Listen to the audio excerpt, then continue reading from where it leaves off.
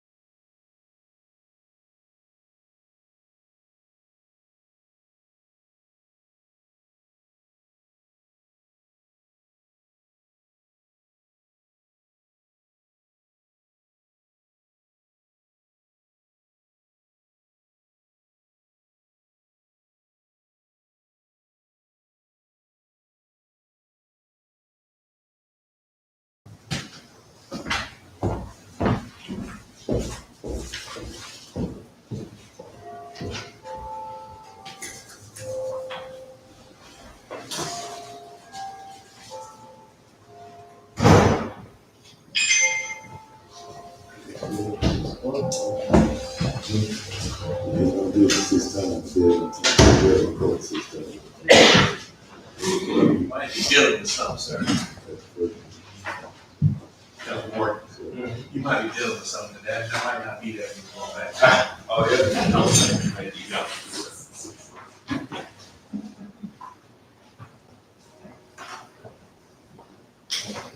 It's pretty nice.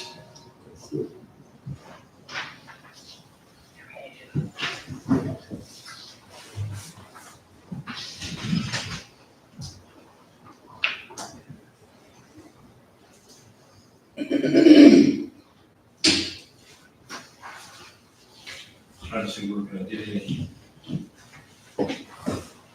extra bales.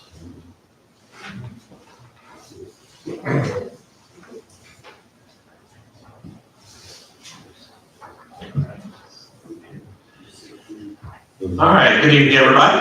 Good evening. Happy New Year, 2025. Hope everybody had a great holiday season. Good to see everybody back here. Hope everyone is doing well in this new year. Hopefully this is going to be a very productive new year for our city, and really looking forward to it. And obviously that starts tonight, Monday, January 6, 2025. This is the City of Camilla work session, the first work session of the new year. And at this time, council, is there a motion to approve the agenda for tonight? Motion to approve. Second. Motion to properly second. Any discussion? So there's a couple of items. We'll get there in a second, but obviously over the last week and with the holidays, there are a couple of things that popped up that probably will require council action, but it's pretty straightforward stuff. A couple of them is related to some of the discussion items. So depending on the conversation and where it goes with the discussion items, we may have a couple of action items to discuss tonight. But they will be fairly basic, everybody. So with that, is there any other discussion? All right, all in favor? All opposed? Motion carries. Thank you, Councilor. At this time, is there any speaker appearances? Any speaker appearances?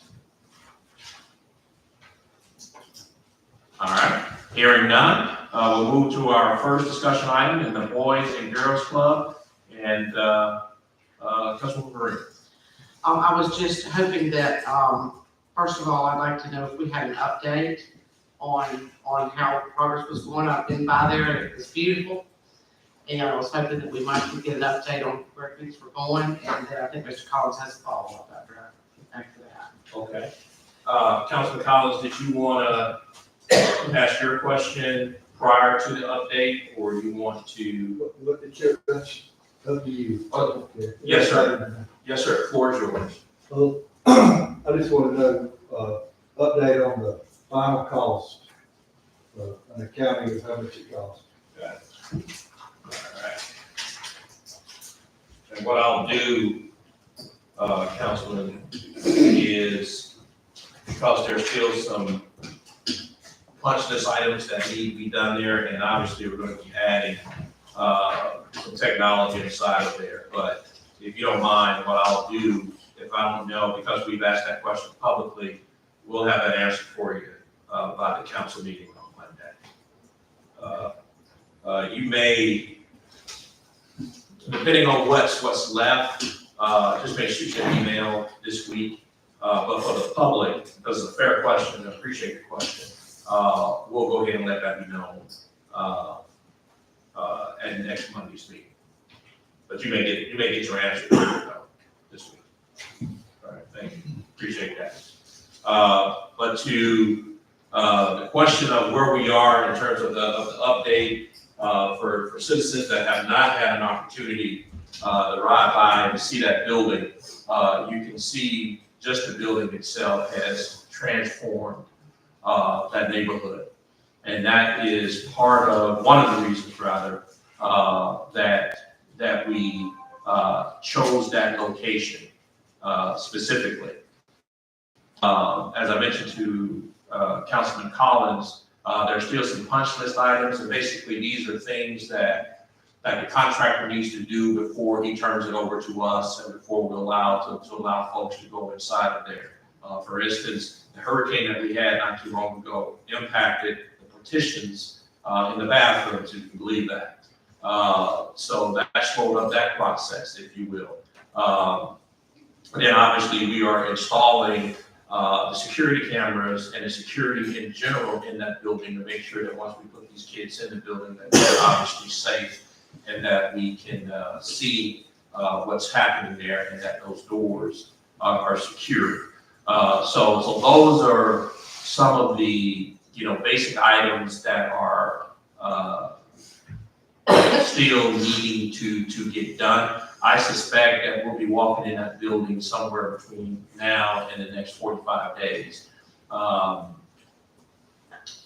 Considering that we, get all of the items that we need in related to the technology, because obviously this is more than just the community resource center that will house the Boys and Girls Club. It is designed to be a place of learning and to move the city and our children forward. So we want to make sure when we turn those keys, everything that those kids need to facilitate everything that the community needs to facilitate our growth is in that building. So hopefully here by mid-February, we should have some folks in there. Now, that being said, I also want to point out that, while this building was being constructed, we had a whole lot of conversations, obviously, prior to the building being constructed and while the building was being constructed.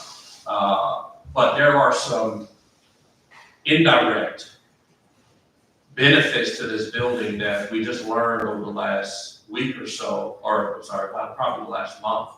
And I thought today would be a good day to kind of point this out on why this building is so important and the impact that it's going to have specifically on our children. So, Georgia Alliance, or DFACS, these two entities work together. And Boys and Girls Club receives about a 3.3% match of everything that they get, right? And typically last year, that number's been approaching about $160,000 that goes to the Boys and Girls Club because of this program, DFACS and Georgia Alliance. That match is what they call, for the most part, in kind. So basically, what is the community doing to help you facilitate your mission there at Boys and Girls Club? And we will take 3.3% of that, right, and match whatever the in-kind is. In other words, and I apologize if you guys are not familiar with in-kind. In-kind, an example would be you're making sandwiches, right? But you're not providing the meat. We may, some in-kind things that we may do is provide the place where you're going to deliver the sandwiches, right? In-kind. So that Boys and Girls Club, that nearly, to Councilman Collins' point, somewhere between $2.4, $2.8 million, that is in-kind now. And just for building that building, the children of this city will now receive roughly an additional $180,000 to be used for programming and for the facilitation of that mission there. So we're going from $160,000 to over $300,000 for building the building. This is the type of indirect benefit that when you invest in your community, the way that the rules are set up in this state, and frankly, in the best country on the face of this earth, there are programs in place that if you invest, we'll see where we can help you out. And this is just one example, and I just thought it was important to point that out. So can you imagine a lot of these kids, sometimes the only meal that they get that day, or at the very least, the second meal, is at the Boys and Girls Club. There's a brand new commercial grade kitchen in that new facility right now. That's going to feed about 200 kids every single night. And that's $180,000 additional dollars going to that process. So I just wanted to point that out. I know that was I could have went up 300, but I came down 19. To really give that, but I wanted to make sure that I pointed that out to you. So it was that good. Perfect, awesome. I think that's wonderful. Where does that money come from? The state? Yes, DFACS. And yes, sir. And it's part of the Georgia Alliance Fund grant. Indeed. And that's about $84,000 that they can use in kind every single month. And because the building is nearly $3 billion, they can use it probably for the next 3 years. And that's just amazing. All right. Any other questions related to the Boys and Girls Club? All right, item 2. On the new gym, I had an amortization schedule, sent to me, that's just paying the loan back. Sure. And I was wondering that we were scheduled for a payment on 8/1/24 of just upwards of $56,000. And I'm assuming that has been made. And then there are 2 other payments coming up in 2025, which, the first being February 1st, which is $286,401.30. Another payment in August, but I was just, again, along the lines of the Boys and Girls Club, just wanted to kind of see where we were Sure. on that project. Indeed, and I appreciate you pointing that out. So for everybody to know, the Boys and Girls Club, that building is paid for. That money has already been allocated. You don't owe the citizens of this city, you owe absolutely nothing on that building. It's done. It's paid for. As it relates to the gym, as you recall, we had a $5.1 million bond. The good news as it relates to the gym is that even with the pre-construction, the engineering that is currently happening right now, I don't think you were on the council at that particular time, but we had where it came in about $2 million over budget. So we had to make some modifications. And in those modifications, obviously, you have to redo the engineering. So right now, the engineering is being redone for that modified building. But the good news is, because that's in the process, even the engineering is part of that bond. Correct. So all of that money, or the money that is being paid, comes directly from that $5.1 million. So again, that's not, and right now, the majority of that cost will be coming from SPLOST. So for the citizens of the city, you already paid the penny for that, if you will, through SPLOST. So that note is being paid regularly without any problems, and so forth. And we'll continue that way for the next 20 years or so. So do we have a time frame on when the plans will be ready for the new? Yeah, I suspect that there should be shovels in the ground by the end of the year. Okay. This is a very, just like with the Community Resource Center that will house the Boys and Girls Club, we're not just building a building, we are building a facility that is full of technology to ensure that not only are those kids, it was specifically a point made, members of this council, that not only will kids be in that building playing basketball or wrestling or whatever the case may be, we made a point to add 3 classrooms. The only way that we're going to grow as a town is that we have to make sure that we are continuously pouring into our kids in terms of education. So there's a tremendous amount of technology that's going in that building. So this is just not your average gym. So the engineering is obviously not complicated for the engineers, but it is complicated in the sense that we're putting all the bells and whistles in there. So hopefully by December, we should be having shovels in the ground. Well, I don't know about how many of you here tonight, but I spent many hours in the other gym. And I'm very thankful that we're going to have a new facility because I think it's much needed for our community. The other one, I think we could all tell a story or two about the old gym. But, and just one other question. Sure, sure. The demolition cost, is that included in this price as well, or is that something separate? Because I wasn't here then. Yes, ma'am, that is a great question. So to demolish the old gym, it was somewhere in the neighborhood, I'm gonna say. 300-ish. No, it was closer to 80 to 120 if my memory serves, yeah. I don't know. Yeah. Unfortunately, That was not. that was not part of the bond. Okay. Now, if it had happened 90 days prior to the bond, that probably would have been an opportunity for us to pull those in. But unfortunately, we couldn't use it. Okay, thank you. Yes, ma'am. We tried. Yeah, we tried. Yes, sir.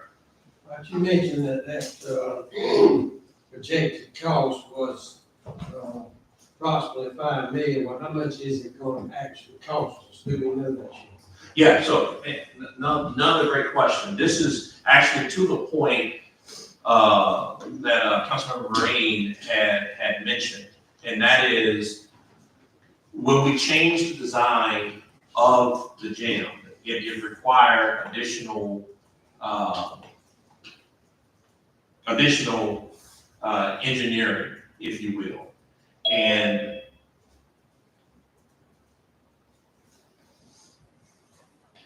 give me 2 seconds, I'll have a train of thought. Tell me out one more time, Councilmember. This cost gonna go up. Got it. No, okay, thank you. Appreciate it. I want to know the difference between $5 million more or less and what it actually is going to cost. Indeed. So part of that payment that comes out of the bonds, part of that engineering, our engineers, York, which has been great for us, they are actually going and having a pre-construction estimate done at each phase. That's how we knew early on that we were $2 million over budget. So the way that it's designed right now, it should be around the $5 million mark based on their projections. So it should, there shouldn't be anything above 5.1 million. Hence the reason why we had to make the design change. And we were very, and I want to thank Sheriff Ford again, because when we had this discussion with the engineering firm, it was Cheryl that made the point that they have the capability of giving us a pretty good estimate if we're willing to pay for it, and $8,000 to tell us before we build a $7 million building that you're $2 million over is well worth the deal. So, and that's what happened. We found out it was $2 million over budget. So it should be, to answer your question, it should be no more than the bond amount, 5.1 million. I would recommend whenever the contract is let that a lot of other places around the state, they hire an independent engineer to do the inspection and make reports whenever drawdowns are requested. Because the contractors sometimes don't do what they're supposed to do. Fair enough. And you must have been in the room, sir. That was the exact concern. And those provisions, appreciate that, Councilor Palmer. Those provisions are in place right now for that exact reason. York has proven to be a one-stop shop related to that. They are not the ones doing they hire a separate contractor to do the pre-estimate. And to your point, when you say it's gonna cost $20,000 to put up a door, it'll be helpful to your point, Councilman, if I think this is what you're saying, that someone's gonna come in behind that and say, no, it doesn't cost $20,000 to do that. And that's what's happening right now. Well, the other part of that is, if we're paying for a $20,000 bill, we want $20,000. Yes, sir, absolutely. Great point, thank you. All right, any other questions regarding the new gym? Item 3. Well, the one question I get asked more than anything by my constituents is, what about scores? Sure. So I asked for some information about scores, and we have spent up through 11/25/2024, $575,000 and $575,847 have been the expenses there. And a lot of that was buying the building and fixing it up. So I decided to break it down since opening. Sure. So soft opening in July, up until the records that I were given was through November 25th. So during that time, we have spent $130,997.65 has been spent. That's our expenses. Revenues during that period were $46,369.11. And that's a difference of $84,628.54. So over the 5-month period, the restaurant, it appears from the information I was given, is losing $16,925.71 a month. And with the opening 4 days a week, that's roughly $1,000 a day that they're operating at a loss. That was my first concern. Second concern is that according to section 4.2 of the city charter, non-budgeted items in excess of $10,000 should require approval of the city council. And the information that I got, we had 2 expenses in the month of August that were over that.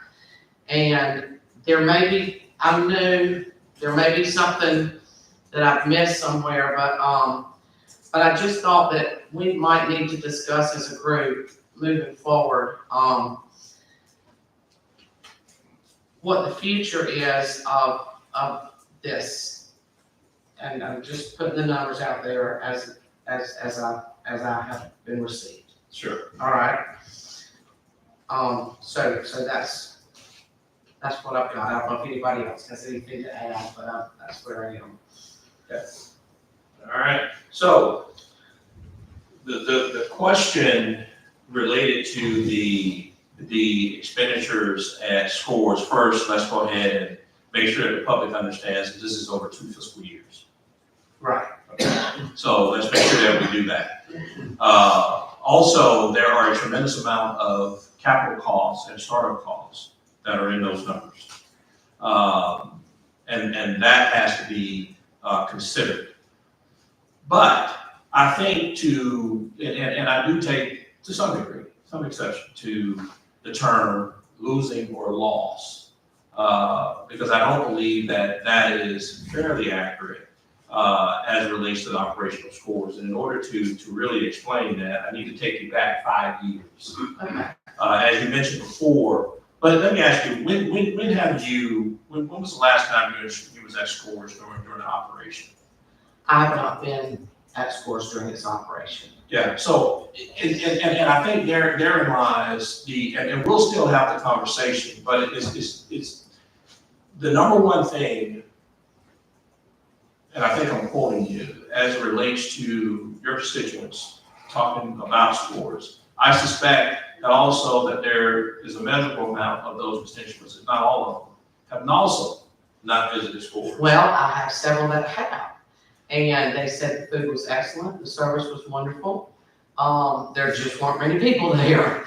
But again, as far as someone's experience in there, they had excellent food and excellent service. Yeah, and I think that's the point that I was trying to make, that as a council member,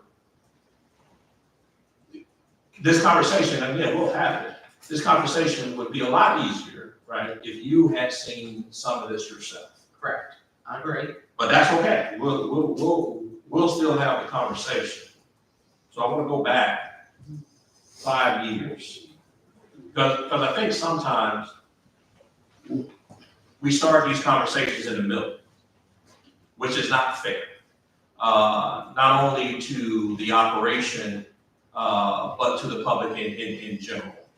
So I want to read, this is from 2021. This is the strategic plan that that this council adopted unanimously. And I want to read this. The final draft of the 2021 strategic plan for the city of Camilla was reviewed by the mayor and council at the September 7, 2021 meeting. The plan proactively pursues a multifaceted approach to healthy economic and community development in keeping with community's heritage vision for the future. The plan has been available to the public for citizen feedback and comments. Year one of the plan implementation is included in the fiscal year budget. The city council recommends approval and implementation of the strategic plan by approval resolution number 2021-09134 and authorize the mayor to sign. On motion by Councilman Pollard, seconded by Councilwoman Willingham, approval of resolution 21-913-4 with authorization for the mayor to sign, passed with a unanimous vote. This, and I know you guys probably can't see this, that's why I'm reading a little bit, but there is a line in here.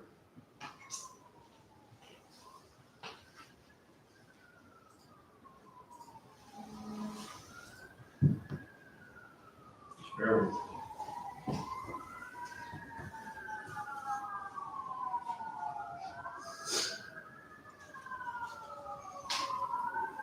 That deals with our urban redevelopment plan. And in that plan, we talk about the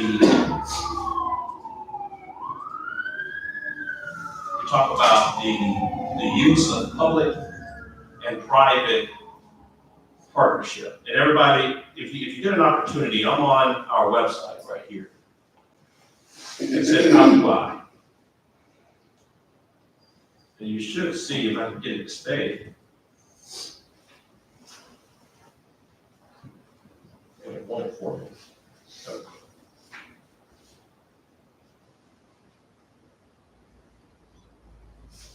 For the URL.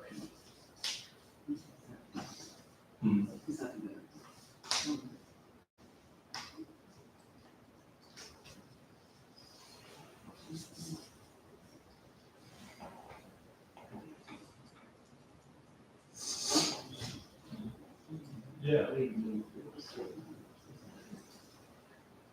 All right, here we go. That's right.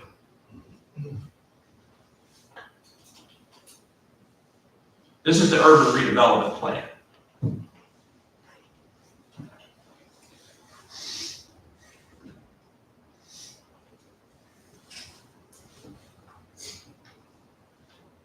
Now, part of this plan talks about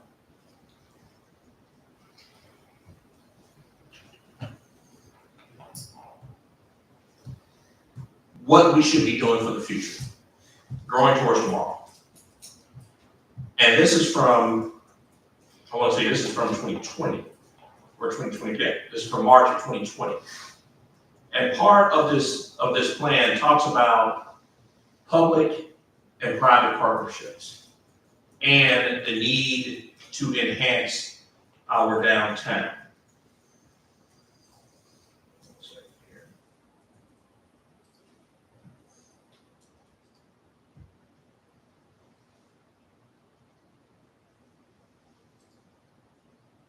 All right, Councilmember Murray, have you had an opportunity to have a look at our 5-year comprehensive plan? No, sir. But I would love to. All right. I bet that Cheryl's probably already emailed it to me. It's probably in my inbox right now. Well, what I can tell you, Very. for you and for the public, this is online. So you can grab it at any time. You just go to our website and it's there. And that's a 5-year. 5-year plan, All right. and we just updated it.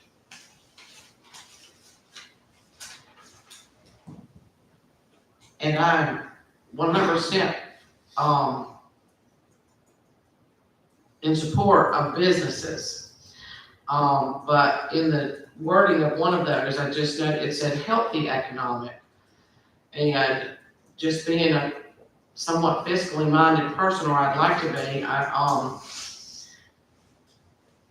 it just seems to be a big red flag that, for the city to be encumbered with expenses such as these. And again, I'm just stating the numbers that I found, and, I didn't know if anybody else here had any comments in that direction, but, a business that's losing over $1,000 a day, under most circumstances wouldn't be open in the city. Yeah, and I think, Councilmember, that is I think that is the flaw in your delivery. Okay. Because this is a building that was purchased by the city. Now the Urban Redevelopment Agency manages it. Mhm. The rules, if you will, are a little bit different. There's been this conversation throughout the history of our country of running government like a business, if you will. Again, I disagree with your characterization that it's losing money. We were told, let me put this in perspective. We were told 2 years ago that if we built the City of Camilla Community Resource Center, if we built that building, that the money that we used to build it would drain the MEAG Municipal Trust in 2 years. It's been 2.5 years, and there's still nearly $9 million in that account. We were told that basically the same information as it relates to the gym with the bond.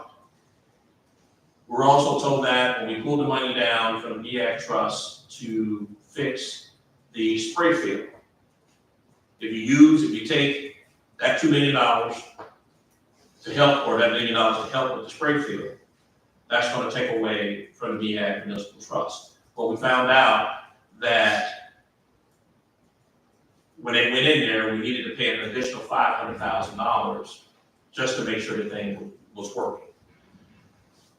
For 2.5 years, I've had the unfortunate pleasure of sitting in this seat, hearing about 2 months, 3 months, or 4 months after something has started, that it has failed. And as I just mentioned just a minute ago, in the exact same comment, we were told upstairs in this building two years ago, that building this resource center, which you characterize as beautiful, and all the things, much needed, the gym, much needed, that we didn't need, that the kids didn't need it. And what we were trying to explain then is that those investments then were absolutely necessary in order for our city to move forward. What you're witnessing with scores and it's about 4.5 years worth of work. This is a result of the citizens of the city through our strategic plan and through our comprehensive plan. And I'm trying to, you see this right here? This is 2021.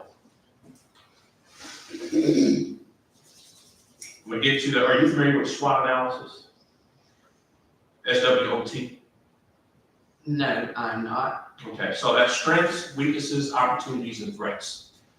Some of the citizens may remember about 3 years ago, you got a survey and you were asked, what are you missing in the city of Camilla? Restaurants after 5 p.m. was one of them.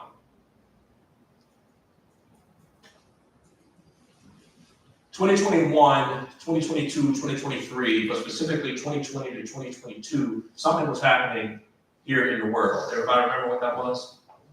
Starts with a C.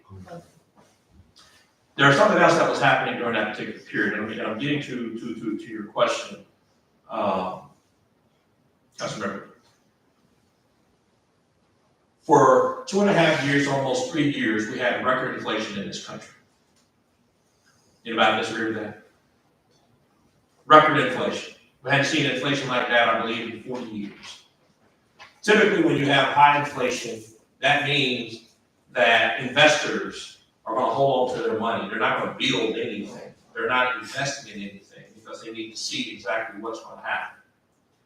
So you're coming out of a novel, meaning brand new pandemic that the world had never seen before. There was no investments happening, nowhere.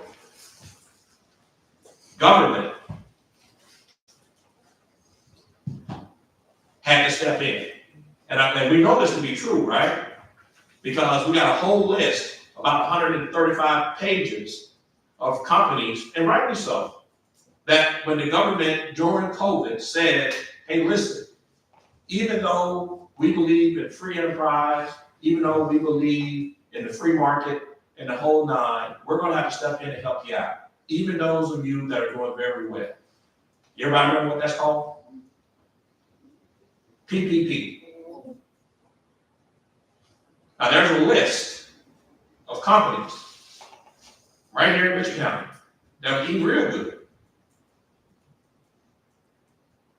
but got in line to get that government subsidy. And they needed to, because from time to time, government has to step in when private enterprise cannot. SCORES is a representation of the government stepping in to invest in this city when other private enterprise would not or could not. And unfortunately for SCORES, what you have is for some now, because I don't know who you've been talking to, council member, but everybody I talk to have a ball when they go to SCORES.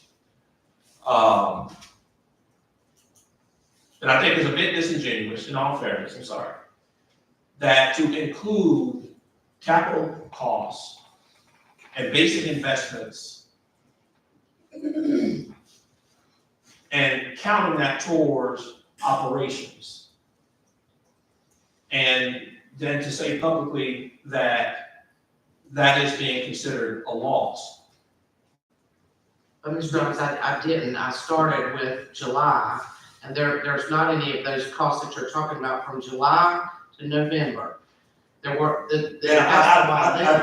I can tell you right now that we put a roof on SCORES Okay. last fall. The roof was, I've got it right here. Let's see.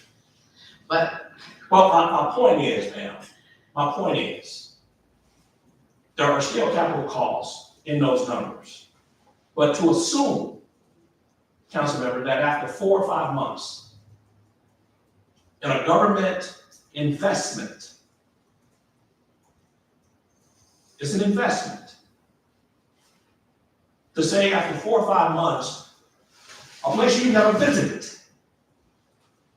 to say that it's time to close the doors. Well, hold on now. I think it's a bit disingenuous and a bit unfair. There's been a tremendous amount of hard work placed into the development of SCORES. But beyond that, man, 4 to 5 years ago, 3 to 5 years ago, we asked the citizens of this city, what do we need? Government stepped in and we acted. Here's what I recommend you do. I closed the doors, never was something I said. I just brought out the facts of what the financial burden was right now. And other businesses have opened. You know, SCORES isn't the only restaurant in this time period that you're talking about. Jackson has opened in that same time period. 3 Squares Diner has opened in that same time period, and the Pickle Patch Restaurant. So in this same time period, there are 3 private entities and 1 government. So it's not like nothing else is open. Now, you just hit something right on the head, man. Guess what preceded all of that? SCORES. There was a restaurant around the corner on Scott Street that was closed, up for sale. They're back open. host Scores. Scores has created the type of environment that we have been looking for. And what I would suggest to you, ma'am, give it more than 4 to 5 months. What we've been doing at Scores, as a URA and as a city, and I would hope, and I would like to take this opportunity to get our citizens, that if you haven't visited Scores, please do so. I think you'll be pleasantly surprised. But one of the things that we've done, Councilmember, is for the last 4 or 5 months, we have learned some great lessons, if you will, because there's some things that private enterprise and government functions can't do. That's why we have a contractor in there. We've had discussions about how do you marry the government mission, if you will, with private enterprise and that partnership. Now, one of the things that you probably have not heard is that, can everybody remember, it came out of this mouth, what I said the day that we opened up the doors of Scores, the purpose, what the hope would be. Anybody remember? I helped you out. What we were hoping is that an investor, a private investor, post-COVID, will drive by, look at that building, look at that facility, based on the government investment, and take it off our hands. If not, this is why the URA was very deliberate in getting a contractor. Government does not manage Scores. We have a professional contractor that does that. I suspect, and we were told the same thing about the depot. Right now, the depot is yielding about $50,000 a year. These are the bold, remember, Councilmember, all of us stood right out there in the foyer, our last meeting, and we all stood up and we took a picture and we all smiled.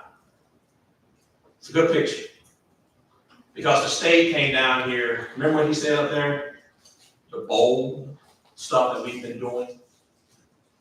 And now the citizens of Camilla, you talked about $500,000, but because of Scores being part of our comprehensive plan and us actually doing what we said we were going to do, the city of Camilla is now in line to receive $1 million this year, $1 million next year, and $1 million a year after that. We invested in ourselves, and ma'am, you're in the picture that we took out there in the foyer. We invested in ourselves, and the return on that $500,000 that you're talking about, half of which was the building, will potentially yield us $3 million. This is what I mean by it's a bit disingenuous to talk about 4 or 5 months without looking at the global picture. Because when we say this stuff, you got folks in this community right now that own paper and that own ink that will print any doggone thing, my opinion. And when you say that stuff, that'll be a headline. Scores loses X, Y, Z, D, and E with no context. And it's not fair. Here's what I suggest now. First order of business, visit Scores. That would be, see what your constituents are talking about. Let's have a conversation at the end of the year and see where we are as it relates to Scores. Right now, we're in the middle of negotiating a new contract. Like I said before, we've learned a lot. We have a great contractor right now that we're working with. We're going to see if we can continue to facilitate and move that relationship forward because we've learned a lot from each other, URA and the contractor. We've got some A's and we've got some B's.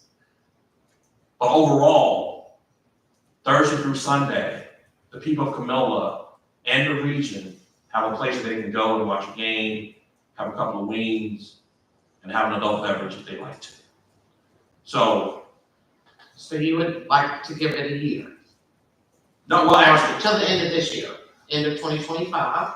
no, what I said was, what I would like to do is hopefully a private entity Come in, that will would be come awesome. in and, well, that will be the goal. But what I would say is, I think it's a bit unfair to judge the, Performance on the basis of the first 5 months. not even so much performance, because it's a government investment. It's a very different aspect. It's a government investment. It's like us investing in potholes. We don't go back and see how much money did the pothole make us, if you will. It is something that was needed to revitalize our downtown.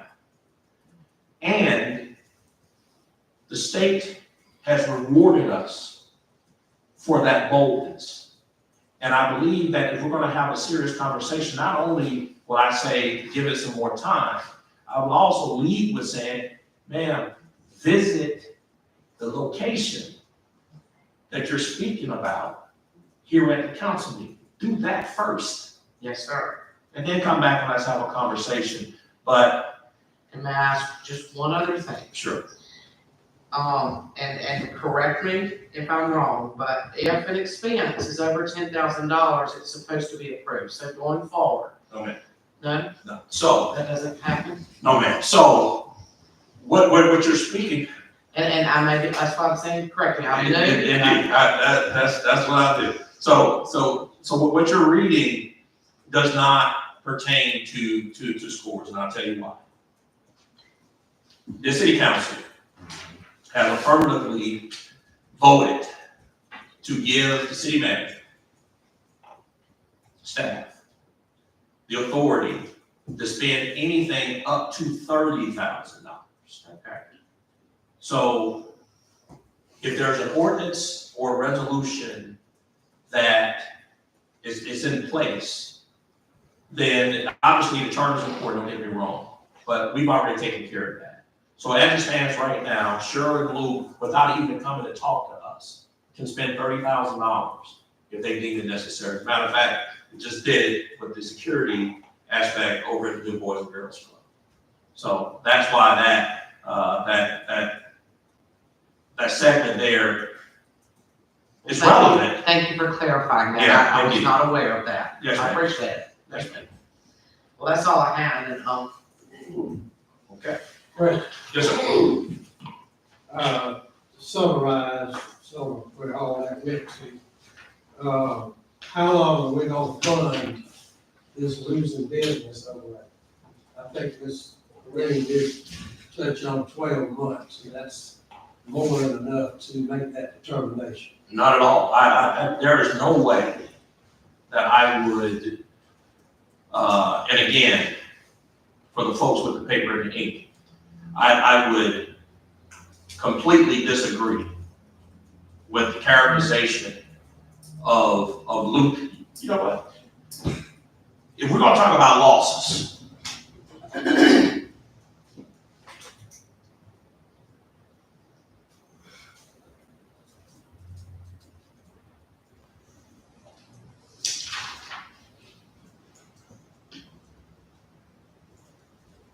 see, I said I was gonna do better in 2025.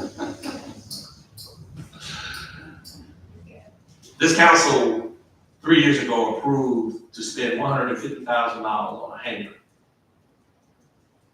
that now bears the commercial. See, y'all better be careful now. Because if you want to unravel that string, we can do it all day. Now, some of this selective memory stuff is revisionist history. We're gonna get some folks caught up in some stuff now. So if y'all really want to have this conversation, be prepared to have it all the way.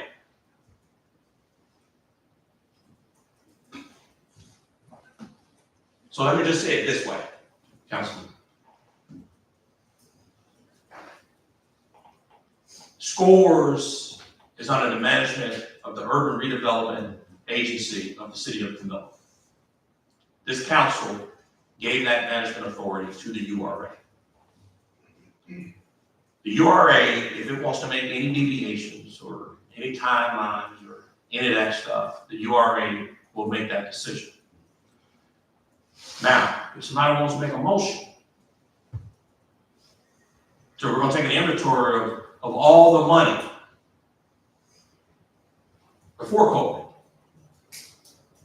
or what was given to certain entities in this town, and what has been the yield back to its citizens. We can have that conversation all day.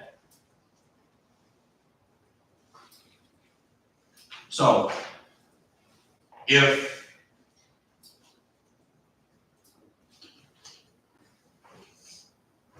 this council would want to have a conversation with the URA, you can definitely make a motion to have that conversation with the URA in terms of timelines and that type of thing. But you can do that. But sitting here in this seat today as mayor, I'm not going to put any timeline on investments in our time. Because some folks apparently sitting around this table disagree with the nature of the investment. But you're more than welcome to make a motion if you'd like to see something different. And have a conversation with the URA.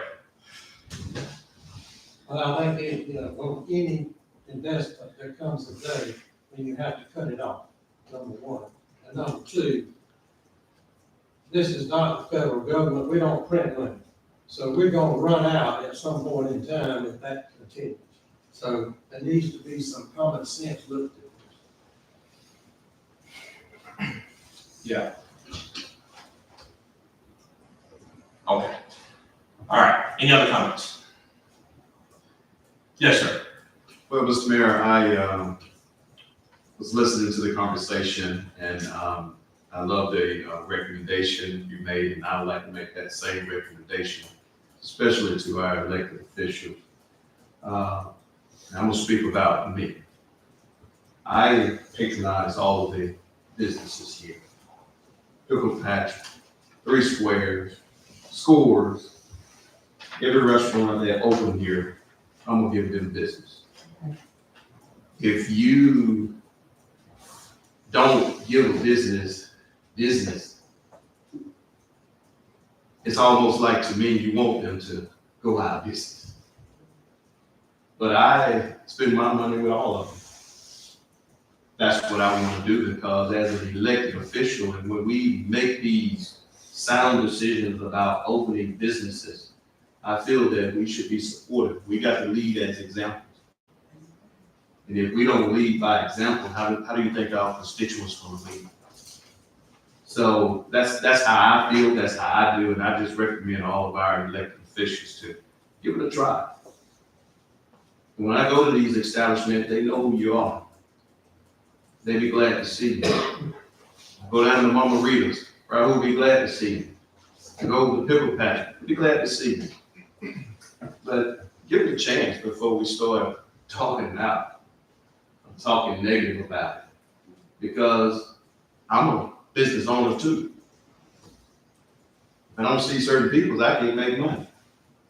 So we just gotta come together and just support each other. And as the mayor stated earlier, the URA will make that decision if we feel like that it is not working.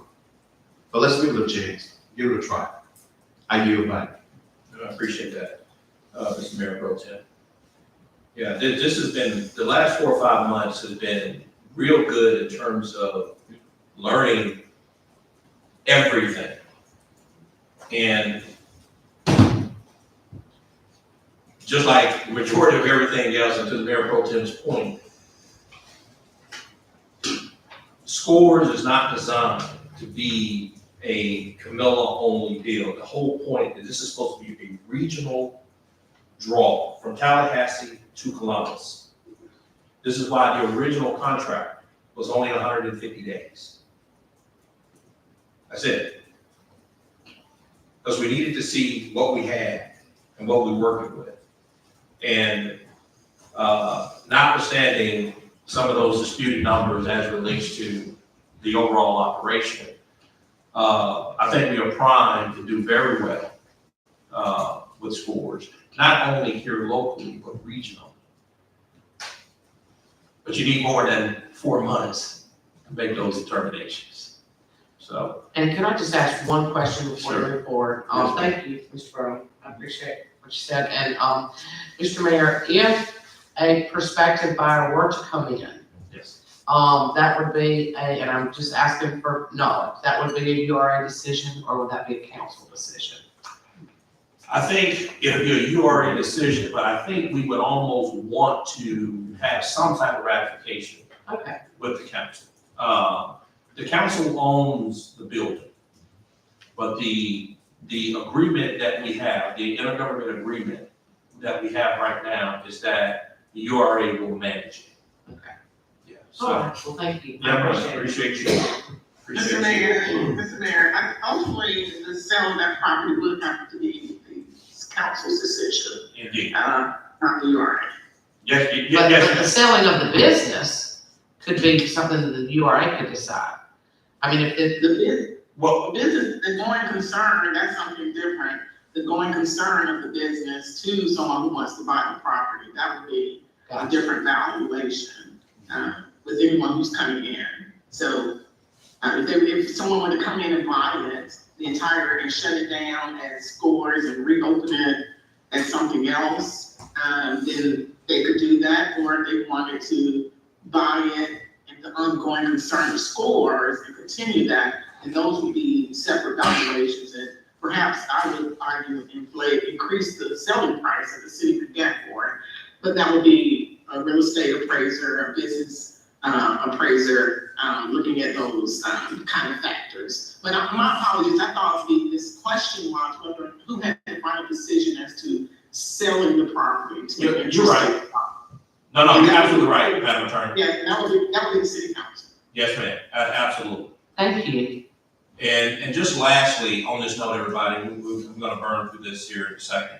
This is part of that survey, and you see that, this is from this, sorry, you probably can't see it there, but the number one thing that the citizens of this city, said was, what do you want?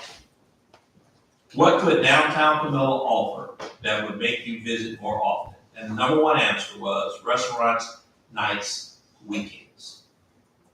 Again, Scores is something that was born, the idea of Scores was born almost 3.5 years ago. Okay. All right.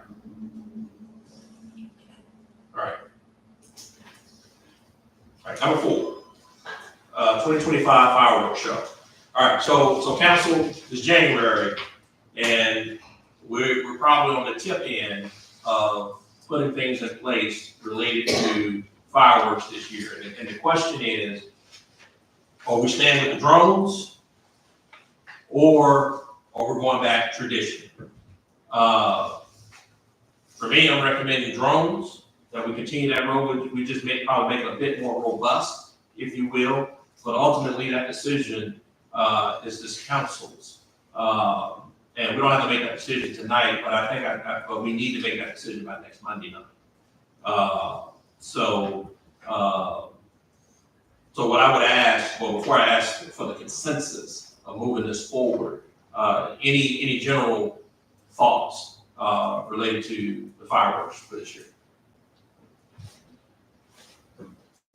You just said that, you wanted to make them a little more robust, so that costs more. And we spent roughly, what, about 30,000 last year? That's right, about 35, yes, sir. And with the increase, do you think it's gonna be 10,000 more? And actually, that actually would be the number. Okay. So we had 100 drones last year. If we boost that to about 200, that'll put us somewhere in the neighborhood of 45 to 50,000. Question, what is a traditional, show cost? About 35,000. I don't think we spent that much on the last one. Oh, yes, sir. I was thinking about 40, I thought we Yeah. spent 40 the last time, the fireworks. Yes, sir.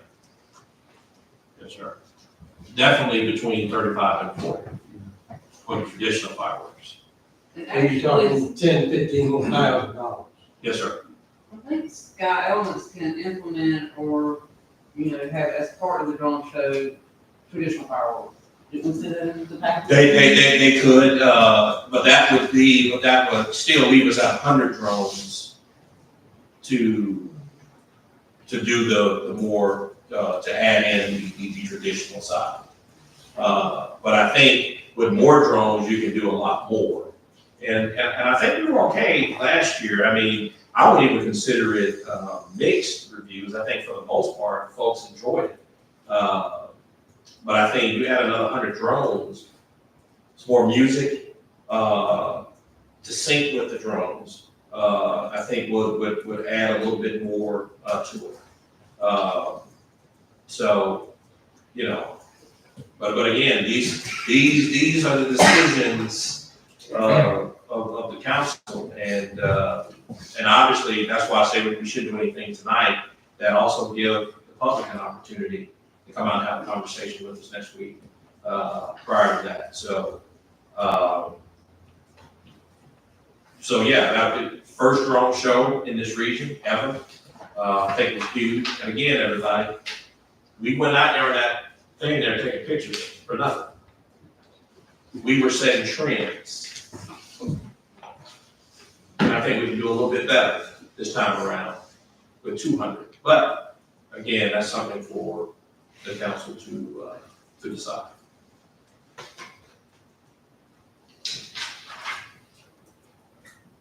So traditional will run us about 35, 40. 200 drones will run us somewhere between 45 and 50. So just kind of keep those numbers in mind. And also, go to YouTube, 200 drone fireworks show. And just see what that looks like. Okay. All right. All right, so with that council, or at least 3 council members, put this on the agenda for next week. Well, at least 3. All right, thank you. One more question. Yes, sir. Please. With us getting more drones, if we go that route, Yes, sir. how long would the show actually last? So typically, you're gonna be somewhere between 13 to 15 minutes. Yes, sir. And the fireworks is how long? About the same. Yes, So it's the same length. ma'am. Basically, yes, ma'am. And this is a dog question. Are there lots of reports of missing animals that next day, Cheryl? Well, we weren't doing performance animal control services, we didn't have any last I year. see. A lot of people Yeah. told me they was glad we weren't doing the I just wanted to throw that out there. I got one dog that's right up under it, and I'm a mile and a half away, and man, as soon as they start, she is freaking out, so, We also had, stall stations, so you could bring your animals to the show. Yeah, we actually accommodated. okay. I don't think that might be a plus, in favor of the drones, that it doesn't frighten animals. And that was one of the biggest comments, or compliments, that we had, that the whole family, to include to. Well, even small children can be frightened by the sound. And but including the animals. The animals are part of the family. The pets are part of the family. And it was nice to see that folks bring their pets to watch the fireworks show without voting. But, okay. Thank you. No, thank you. Appreciate it. All right, item 5, hotel project. So, one second.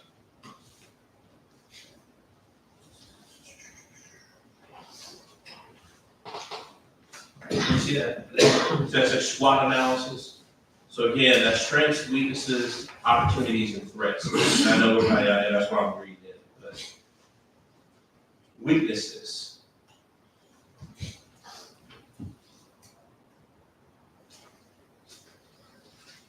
Lack of property under public control for development. Sounds familiar? Lack of property under public control for development. That's us, the government, buying buildings, controlling, because we can do the development a lot quicker than private enterprise from time to time. High prices of developable property. Private investment / funding. These are weaknesses. So again, these are things that we identified 4 years ago. And this was done through a survey of the community? Yes, ma'am. Okay. Yes, ma'am. And this is part of the ECG Edge training that we completed.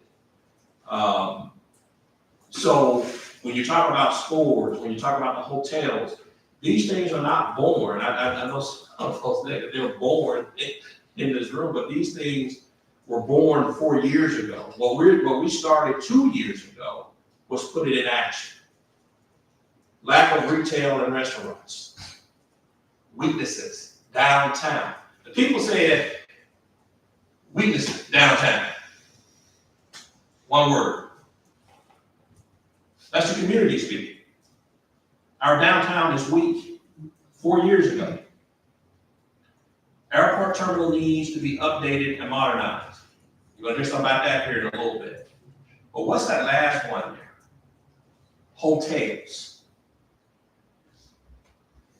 Imagine a hotel that was downtown, a modern hotel that was downtown, 54 rooms.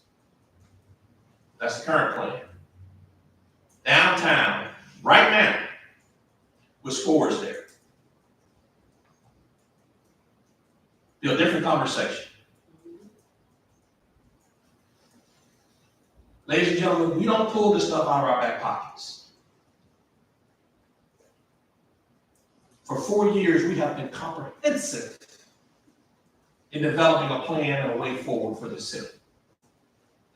Right now, we are partnering with Cobblestone Hotels.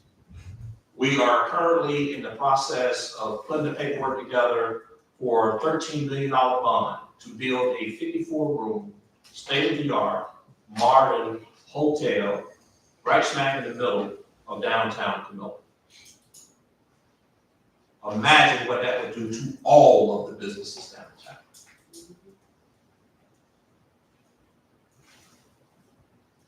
You have to sometime, if you guys will give me a military analogy, when you forward deploy, typically the equipment don't travel with the troops. We forward deploy the equipment ahead of the mission. A lot of what you're seeing, we're doing a lot of forward deployments. We're putting the pieces in place.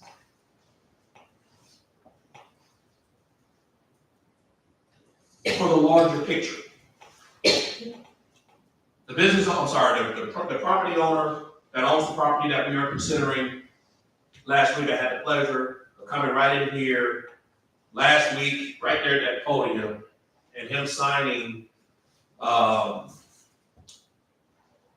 pre-proposal, if you will, to buy this property contingent upon appraisal and soil samples.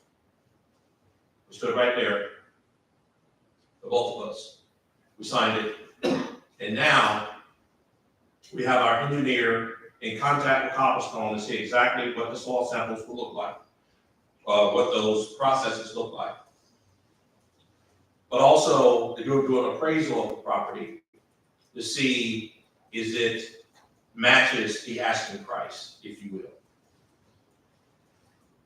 While all that is happening, Madam Attorney, please feel free to jump in. While all of that is happening, our city attorney, our bond attorney, and our financial advisor, they're working to put in place, if everything comes back with the land, good, to start the process of a $13 million bond. And the revenue from the hotel, and this is key. First thing we did was a feasibility study. We went to a separate company and said, hey, we're thinking about building a hotel downtown. By the way, Camilla, you're gonna own that hotel. It's your hotel. So that you know. We're thinking about building a hotel.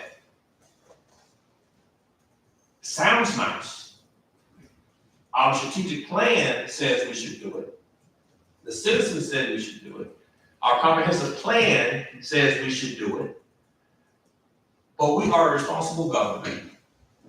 So, company, can you please do us a feasibility study? Does it make sense to build a hotel in the city downtown Camilla? Because I don't want the people of Camilla to have to pay for something that may not work. And I don't want the citizens of Camilla to pay anything, quite frankly. So can you do a feasibility study and let us know, does it make sense fiscally to do that? It took 4 months to do that study. And basically what that study does is he does the region. What's hotels in Thomasville, Moultrie, Albany, all surrounding areas. What will be your market share in the city of Camilla if you were to build this hotel? The numbers came in and said that if you built this hotel, city of Camilla, with the exception of the first 2 years, it was about $150,000 for both years. But when you add in the electric costs, because we are the utility company, we would literally be writing a check to ourselves. The real cost is about somewhere between $20,000 and $40,000. If you build this hotel, Camilla, it is projected that you will make enough revenue to pay for the bond. What does that mean? The citizens of Camilla won't have to pay a dime for the 23 years that this bond will be in place. But you would have a modern, state-of-the-art hotel right in the middle of your downtown.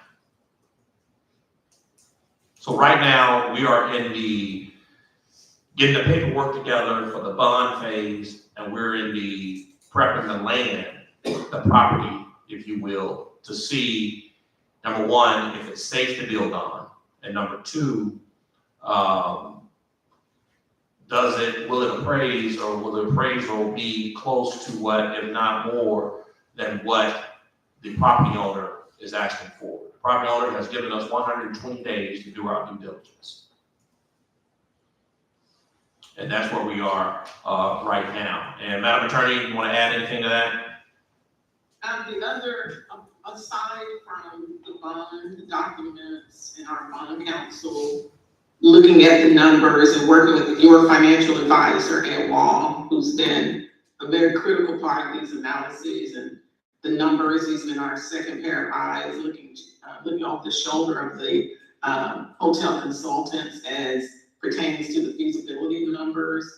He's always been very, very conservative, always keeping in mind that this is taxpayer money and taxpayer dollars. But apart from that, there is a separate issue that's being looked at with Cobblestone to enter into a franchise agreement with them. So that would be separate, but a part of the overall financial stability of the hotel, because there will be a very experienced hotel company managing it from key to door, using their software to book rooms and staff the hotel and keep the grounds attractive. So that too is what's being looked at to have a management agreement. So it will be a management agreement, mayor council, franchise agreements, and the bond documents and the intergovernmental agreement. So all those three things will work together in order to get this project in its final state for approval. Perfect. All right, thank you, Madam Attorney. Any questions, anybody? Yes. Yes, sir. Among the many things I don't like about that project, there were two people on the URA board met when they approved this. There were two out of the three people there that voted. So what this just says is that two people voted to encumber the city of Camilla to the tune of $13 million. Two people. I propose that this project to this magnitude needs to be a public vote, put to the vote of the citizens, let them decide if they want to obligate themselves for $13 million for 23 years. And number two, I got it, Madam Attorney. I'm not through. The fact that, that we are obligating ourselves, and we have not seen the management agreement with this company. So what is the city gonna have to guarantee? And I will tell you, there will be guarantees in that contract, because they are not in business to lose money. They're in business to make money. All right, I'm sorry. Well, but let me address the concerns of Councilman Palmer first. The first thing is that the URA, the Urban Redevelopment Agency, was approved by this council. There are 3 members on that council, on that board, 3 commissioners, which I chair. A quorum is 2. So the vote to authorize the city attorney, the bond attorney, and the financial advisor to move forward to get the paperwork started is something that this council approved. Number 1. Number 2, and I want to make sure that the citizens of this city hear this. There's a point that Councilman Palmer is making that is absolutely true, and that is as it relates to the full faith and credit of the citizens of Camilla and the government. The part that he's leaving out is the intergovernmental agreement. It has to come before the council anyway. So the URA cannot approve building a $13 million hotel bond issue. The city council will have the final say so. It will take 4 individuals sitting around this table to approve this. We are a representative government. We represent the people. And I suspect between now and the time we have the soil sample and the appraisal and all those things, I suspect that elected folks sitting around this table will have conversations with their constituency.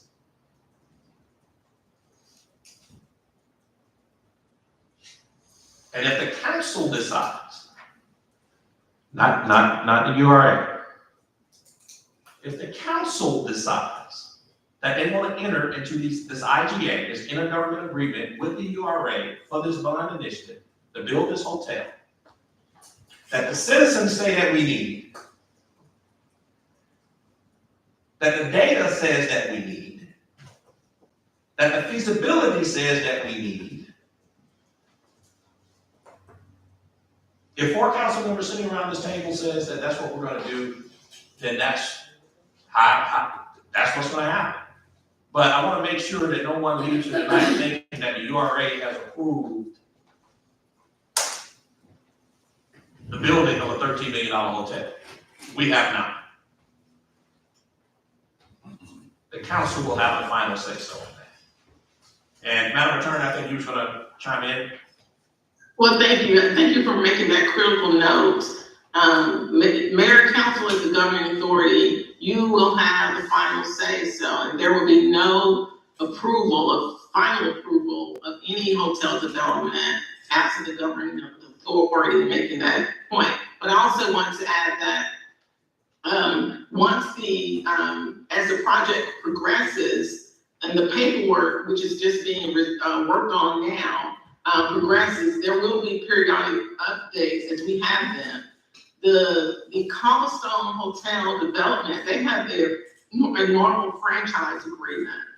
And our financial advisor, our bond counsel, and our financial advisor said that, if you make this franchise agreement drafted in a way that is called I can't remember the name of it, but if you do something else and form it where it's another type of contract within the franchise agreement, you get a lower interest rate. So it'll be less money that the city will have to ultimately put its full faith and credit behind. So I think, for instance, if it's 5%, if you don't have not a taxable bond issuance, 5% interest. If you make it another type of form of management contract, you can go down to somewhere between 4% and 4.5%. So that makes the amount of borrowing less and the amount of paying back less. So that is all that is going on at this moment. We have some very talented bond counsel and financial advisors, and what they're doing is they're working with Cobblestone to reformat their franchise agreement so that the citizens can have a lower interest rates on the money. That's all that's going on now. So that takes time. They're working on it. There's been nothing signed. There will be nothing signed. It will be brought back to the DRA. It will be brought back before council in due time. And Madam Chair, I think you're talking about the qualified management agreement. Thank you, Mr. Mayor. It is the qualified management agreement, and there are certain terms that the Internal Revenue Service says that if you have a qualified management agreement, then you can have tax exempt. You can be tax exempt, which means lower interest rate. So we're not tax professionals, but the bond counsel, brilliant man, financial advisor, brilliant man. They are working with Cobblestone to see if we can change their routine franchise agreement to a qualified management contract so that the citizens can benefit from a lower interest rate. Indeed. And just one other point. Councilor Collins, I think you had your hand. I got several Yes, sir. problems or questions or Sure, observations. sure. The owner of this property has owned it for 25 years. I don't see what the hurry was to give him such a high price for this, offering such a high price for the land. That's my first thing. Well, wait a minute. So no one has offered him anything. You said if it appraised for that, you'd pay that. Yeah, and I was at the URA meeting where the motion was made to pay $425,000 for the property. contingent upon the appraisal Right. and the small set. Mhm. So if the commercial appraiser appraises the property at his asking price, not our offer price. This is the asking price, and this is the proposal, if you will. Then, and that 400,000, I think 400,000 is inside of the 13 million. Yeah, well, I don't know, it is. It's part of the $13 million fund. So that money for the land, if it appraises that much, is already inside of the fund initiative. And I also want to make sure that, so as it relates to that, I just want to make sure that that language, we didn't offer anything. The property owner said this is how much he would sell it for. And what the URA agreed to was to do an appraisal to see if it's worth that. And then also make sure that the soil is safe in order to do that. So I just want to make The sure. motion, it was a motion, I was there, and a motion was made and seconded and passed. Again, pending appraisal and such, but the price that was stated at that meeting was $425,000. Yeah, I'm the chairman, I was there. I was there too. What I'm saying is, if I heard Councilman Collins correct, he said that what he was offered, and I wanted to make Well, sure. if he gave it to you and you took it, that's an offer. You accepted his, that's just semantics, but it's too much money. But, Okay. all right, and from the taxes we collected from the hotels, we collected 247 from all three of these hotels out here. Multiply that times 20, I think it's a 5% rate. Their total revenue was $544,940 last year. All right, our payment is gonna be about 700,000 plus. So I don't really understand thinking that we're gonna do so much more business in all three of those together. Okay.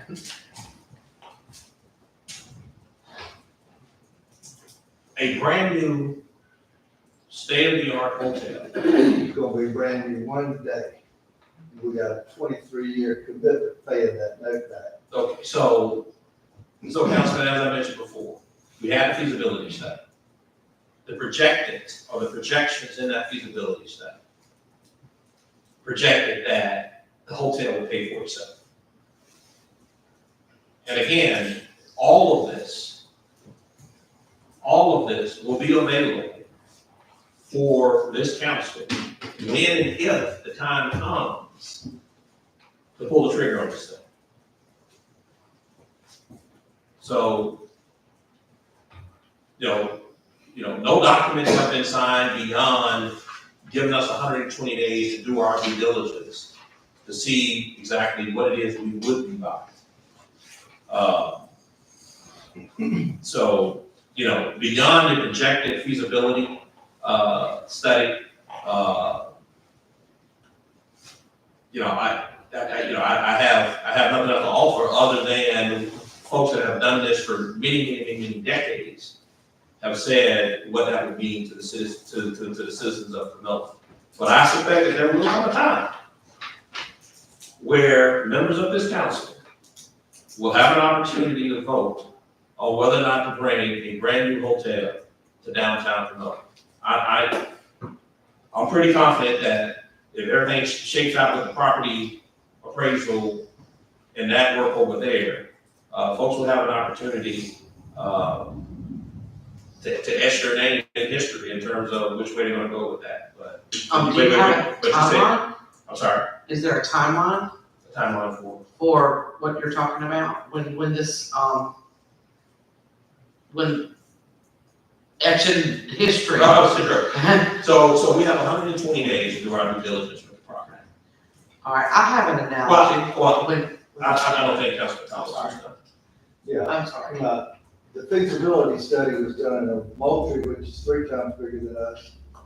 Thomasville, which is bigger than Moultrie. Albany's way bigger than us. So I don't even think that was really pertinent to our situation. And then the company doesn't guarantee anything with their work. They don't want their number, they don't want their name printed in any form. It says the assumptions inevitably will not materialize. It just doesn't sound as rosy as what you're saying to me. Well, I think I've been using the term projections all night. You said it would make money. The projections, the feasibility study suggests that, or is projected that this hotel will pay for itself. Yes, sir. Except for 2 years. The first 2 You years, said that. the first 2 years. And what are we gonna do for the first 2 years? So at $40,000, we have $40,000 if we needed that. Our electricity doesn't cost us anything. No, sir, we are the electricity company, sir. Yeah, we gotta pay We for it. generate the electricity. Yeah, We yes. have to pay for the electricity. Yes, sir. We have ours that pay the electricity. Yes, sir. If the You whole- can. Oh, one second, sir. If the hotel is built, the hotel pays the electric company. We are the electric company. The city owns the Then hotel. we in turn pay MEAG and we make a margin. That is correct. Yeah, so it's not, the total bill would not just come off the, It would, sir. Sir, we have $8.5 million worth of proof of that. sitting in the MEAC trust right now. We own, the hotel will be owned by the citizens of this city. We still have to pay for the electricity. Yes, sir, we would write the check to ourselves. You still gotta pay for it. Okay, all right. The EA is not giving us power. Okay, yes, sir, all right. What else you got, Councilman? That's it. Okay. All right, I- I got a couple sorry. things. Sure. My investigating around the state with people, I know that, cobblestones that's come into Georgia looking for prospects. Okay, typically they want a private investor to take these projects. They don't prefer to deal with public entities, cities, counties, development authorities and all of that because it's too complicated. So here we are. If a private investor, that was such a good deal over there, private investor would have been all over it, we never would have seen it. It would have been here, going great, all that good stuff. It didn't happen that way. It won't happen that way because they're not interested. So here we are, being, talked to by these cobblestone people who are looking for franchises. So, that's a real big road sign that we need to be taking a look at. I find it interesting. I've been in Camilla for 6 years. I've been the mayor for 5. Now I see it. Now I understand. I get it now.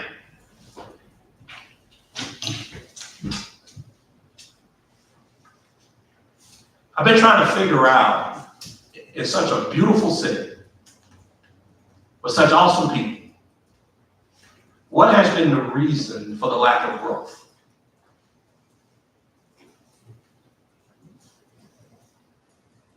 And it's vision.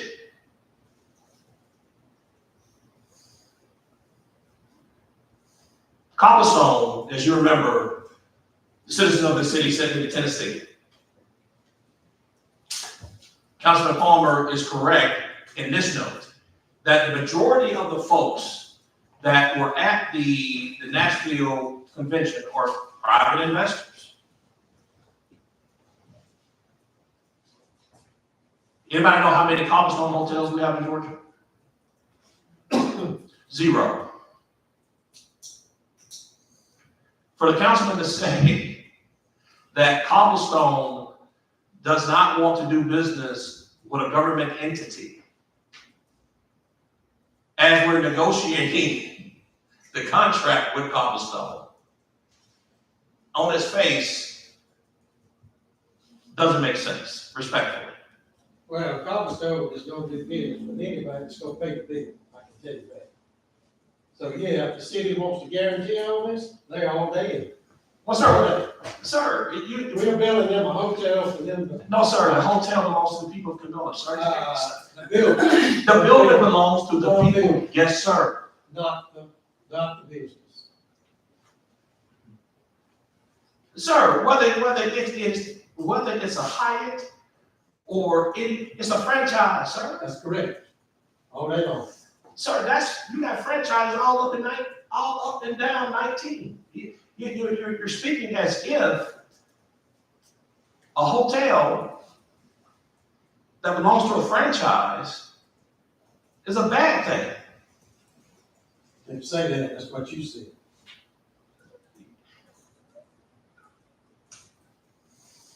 If it appears that I'm at a loss for words, it's because I am. I have not, this type of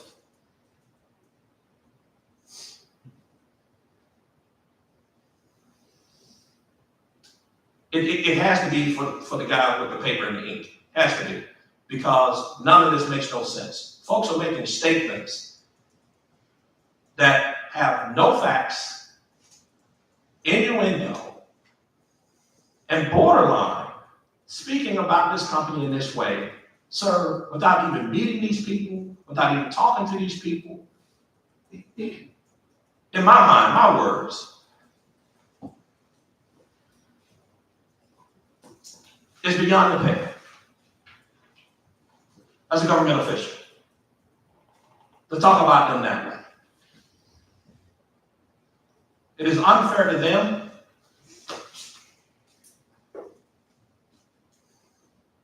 And frankly, unfair to this discussion, my opinion.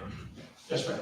I just have two things, and I'll be very quick. Take your time. We sat at this table and it was proposed to let the citizens vote on the library funding, which was $40,000. I think it wouldn't be a bad idea to let them vote on 130 million as well, and that's just my. 130, that is 13. 13, I applied 730, I'm so sorry. But here's the thing, though. Here's the thing. Make a motion, man. Make a motion. If that's what you believe, make a motion. Okay, let me say my second Yes, thought before I forget it, okay? That's right. You know, you had an analogy, and I have one of my own. Sure. And it's very basic. Yes. I'll call it the blonde analogy, okay? If I gotta make my house payment, I'm not gonna go buy a new car. We got some house payments with the new gym. I know it's lost money. There may be some other expenses that we may incur. I just would hope that we might press pause. Because the gym's costing around $420,000 a year, so this would double. Or close to, I mean, 5 million to 13. Say it again. I'm just looking at the amortization schedule. Yes, ma'am. And for 2025, 418, 833. For 2026, 415, 763. 2027, 417, 296. Those are just the yearly payments, okay? And that's on a 5.1 principal. Yes. All right, so 13 is more than double that, so, I don't know that the payments would be double, but I'm looking at, maybe 700,000 a year. That's what it is. Okay,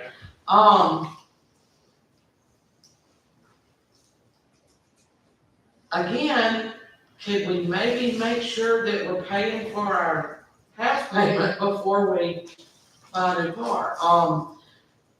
Make sure that the SPOS money and everything is coming in for the payment of the gym before we take on more debt. And that's just all I had to say. I think that it would. But you keep speaking as if you're not sitting in that seat now. You can make a motion right now to amend the agenda to say that we will not consider an IGA with URA to build a hotel. You can do that right now. The floor is yours.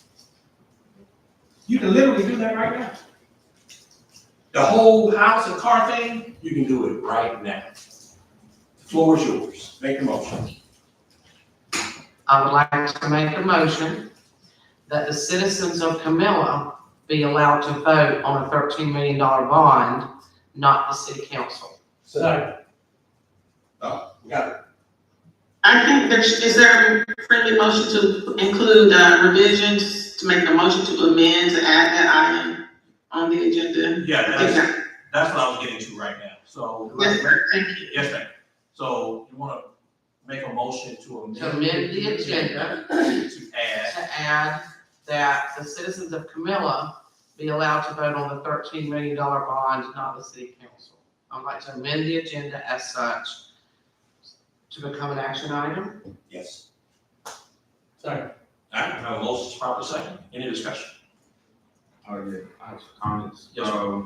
I just truly hope that, both our citizens and continued constituents that are being named tonight take note of tonight's discussions and just reflect on the words, thoughts, actions, and often lack thereof of some of our council members. It continues to be very clear that energy being spent by certain members of this council show resistance in progress and hindering our community's growth. There was a motion just made to put something back in the constituents' hands that they put you on this council to do. And now you're sending it back to these citizens when we're here to come up with ideas and initiatives to continue to move this community forward. And there's gonna come a time very soon in 25 for our constituents to really, really take some action on some of the stuff that we see up here on this council. I just really want you all to pay attention to this stuff. I mean, I yield back the floor before this vote. All right, thank you. Any other comments? Well, I appreciate your comments, but $13 million is a lot of money. And I think that it would be a right and just thing to do to have our citizens decide that. All right, any other comments? All right, council, the motion on the floor is to add this item to the agenda, to be voted on. Is there any other comments? All right, Madam Clerk, is your roll call vote. Councilmember Green, Yes. Councilman Burley, No. Councilman Morgan, No. Councilman Collins, Yes. Councilman Maples, No. Councilman Palmer, Yes. Mayor votes no, the motion fails. All right. Any other comments related to the hotel project?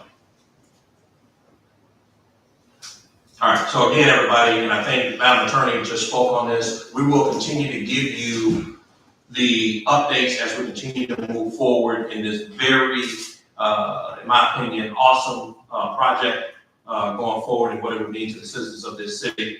But as we get more information, surely, as I wanted to do tonight, we'll just give you an update of where we were. All right. Item 6. City manager, I'm gonna take that one.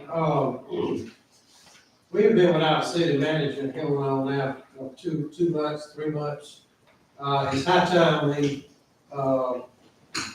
put out and hire an interim city manager and then proceed with the advertising for a permanent city manager for this time. Our charter, is, very clear that this is a city manager form of government, and that's what we should be. We are not doing that right now. So we need to start this process. It's time. It's January of 2025, and it's time to get that process going. All right. I'm just making one correction. This is a council manager form of government. Just want to make sure we're clear on that. City manager, council manager, whatever you want to call That was my comments. I was just curious to the council member what form of government does he think that we're running right now? Also, Mr. Mayor, I'd like to make a motion. Since we are going to do it the right way, we're going to go ahead and I have the floor. I'd like to make a motion to have Sharon Ford, our interim city manager. All right. So you want to make that motion to add to the agenda? Oh, yeah, let me add that to the agenda, that we let Sharon Ford be our interim city manager. Okay. And that will begin our process. Second. Now a motion to proper second. Any other discussion? Yes, sir. Ms. Ford presently is city clerk. Yes. So how's she gonna be city clerk and city manager? That same charter that you just quoted, sir. It doesn't say that. And yes, it does. When we get it for you? We do not need a city clerk and a city manager doing the same thing. No, your question was that you can't do that. I'm saying we do not need to have a Okay. city clerk and a city manager doing the same thing. One job is certainly full-time. If not, then we need to take a look at that job. All right. Have a motion to proper second. Any other discussion related to adding to vote on Sheriff Ford to be an interim city manager to the agenda for tonight? I have a question. Sure. So, in doing this, would it require a separate motion if we were to actively seek a full-time, since this is an interim position? Would we want to actively seek a full-time city manager, since, like, because the motion is for an intro, is that correct? Yes. Okay, so and again, just in the discussion, is this something that we would want to also pursue as this goes along, full-time position as well? Yeah, again, that will be completely up to the council. I'm under the belief that, and right now, to be completely honest with you, we have two assistant city managers in Luke White and Sheriff Ford, who are knocking it out of the park. Knocking it out of the park. We've never had this model before. And this thing is running as smooth as butter. For $140,000 less, by the way.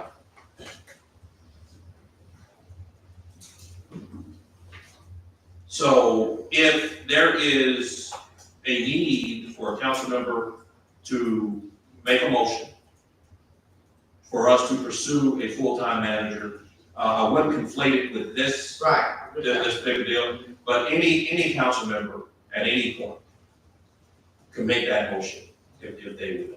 I believe that right now, when you are running good, that you keep it that way. I think that,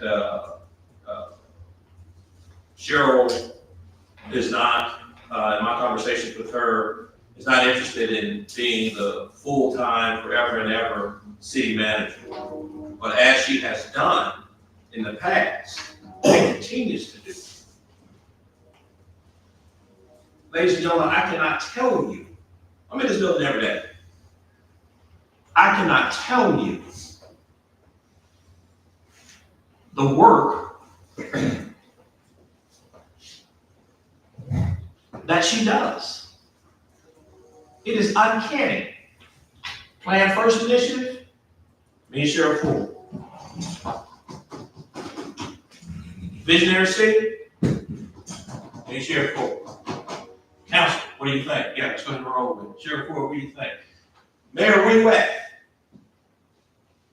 I'm out here at McDonald's. Well, you need to come on here. We gotta work on this Plan First application. Yes, ma'am, I'm on the way.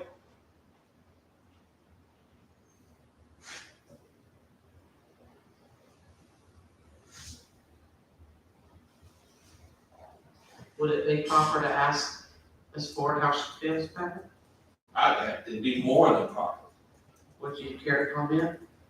I mean, I would be willing to do it on an interim basis, knowing that y'all are gonna be at some point this year actively seeking a full-time city manager. Okay. And I've done that before, so I mean, it's Well, new territory. I would like to second the motion. Are we immediately gonna advertise for city clerk also?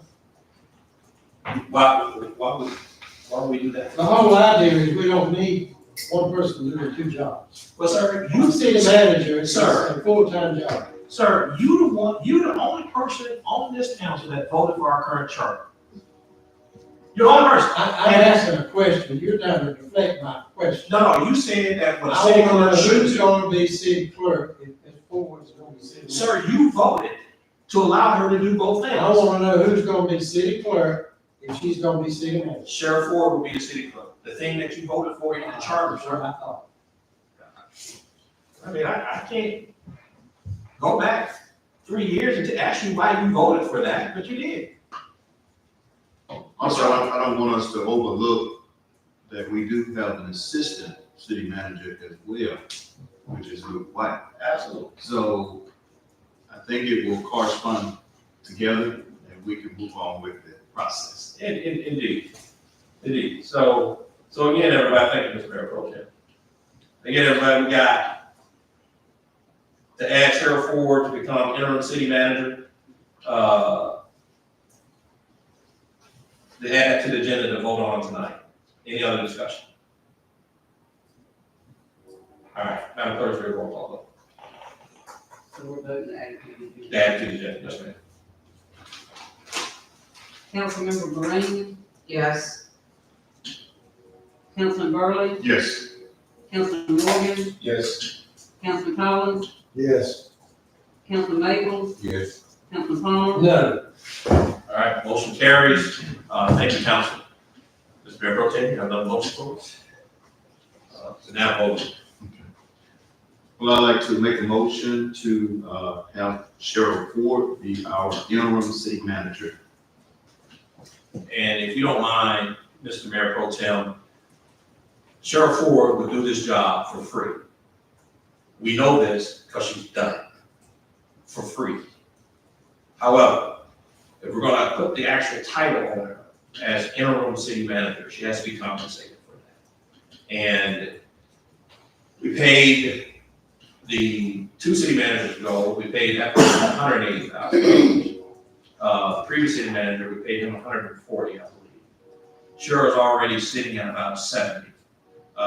So I would ask if you would do a friendly amendment to your motion to add an additional 30 to that, which would still put us 110,000 to the good as it relates to our city manager to bring Cheryl's compensation as interim city manager to $100,000 even.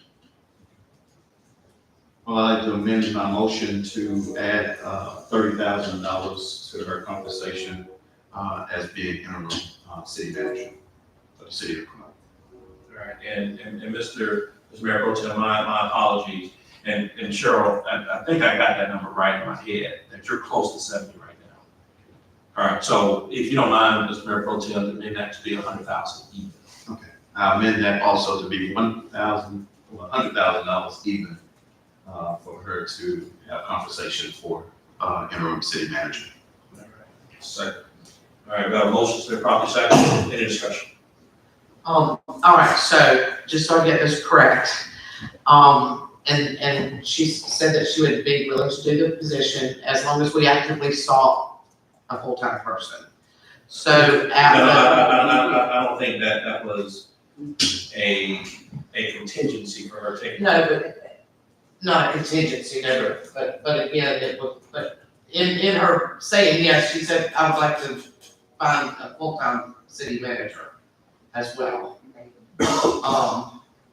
I'm just repeating one of her, so at the time that we saw, and then perhaps found that person, would we take the money back? Yes. Yes. Okay, that's why I was asking. Yes. Okay, I just, when you start making a certain salary and you get it taken away, it's kind of hard, so, No, and as I said before, Cheryl has done this before. Okay, I know. I'm just a numbers person, Cheryl, I'm sorry, I just wanted to make that clear. All right, okay, thank you. That was my question. And I want everybody, if you didn't hear it, if the microphone didn't pick it up, if you just hear what Cheryl said. She was She said she would do it for free. That's who you have, citizens of this wonderful town. This is why we are getting the recognitions that we are getting statewide. We have folks right now sitting to my right, sitting to my left, that do this stuff because the mission requires it. Nothing more, nothing less. And that you deserve the very best. That kind of servant heart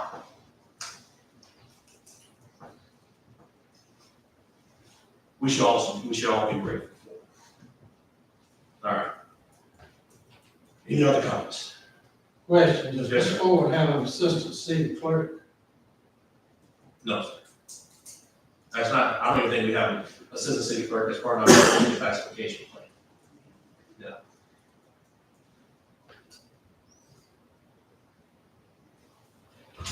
And, the council, I want to make sure that,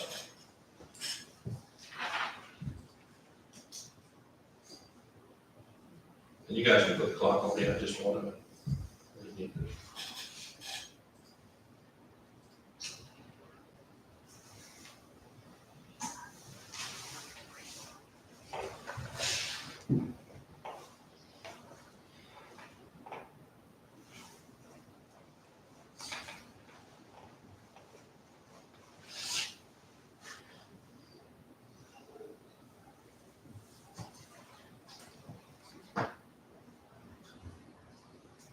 Number 9.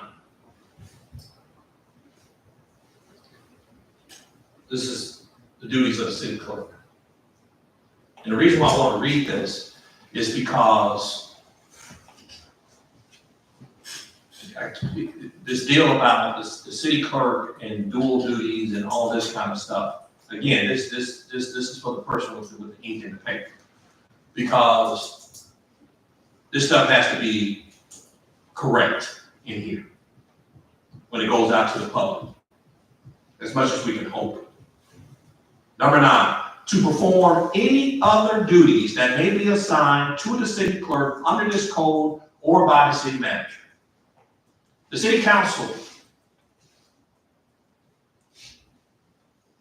is on the verge of assigning the additional duty of interim city manager to the city clerk as allowed by this charter. So I want to make sure everybody understands we're not doing something that is foreign here. The charter allows for this very thing, and only to this particular job, city clerk. So I just want to make sure the record is clear on that. All right. We have a motion that's been properly seconded. Any other discussion?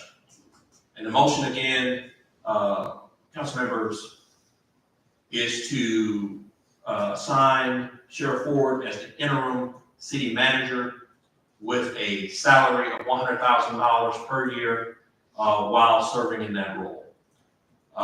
Madam Attorney, before I go around the table for this vote, anything you want to add? No, the motion is appropriate, thank you. Yes, ma'am, thank you. All right, Madam Clerk, let's do a roll call. I'll time you fine.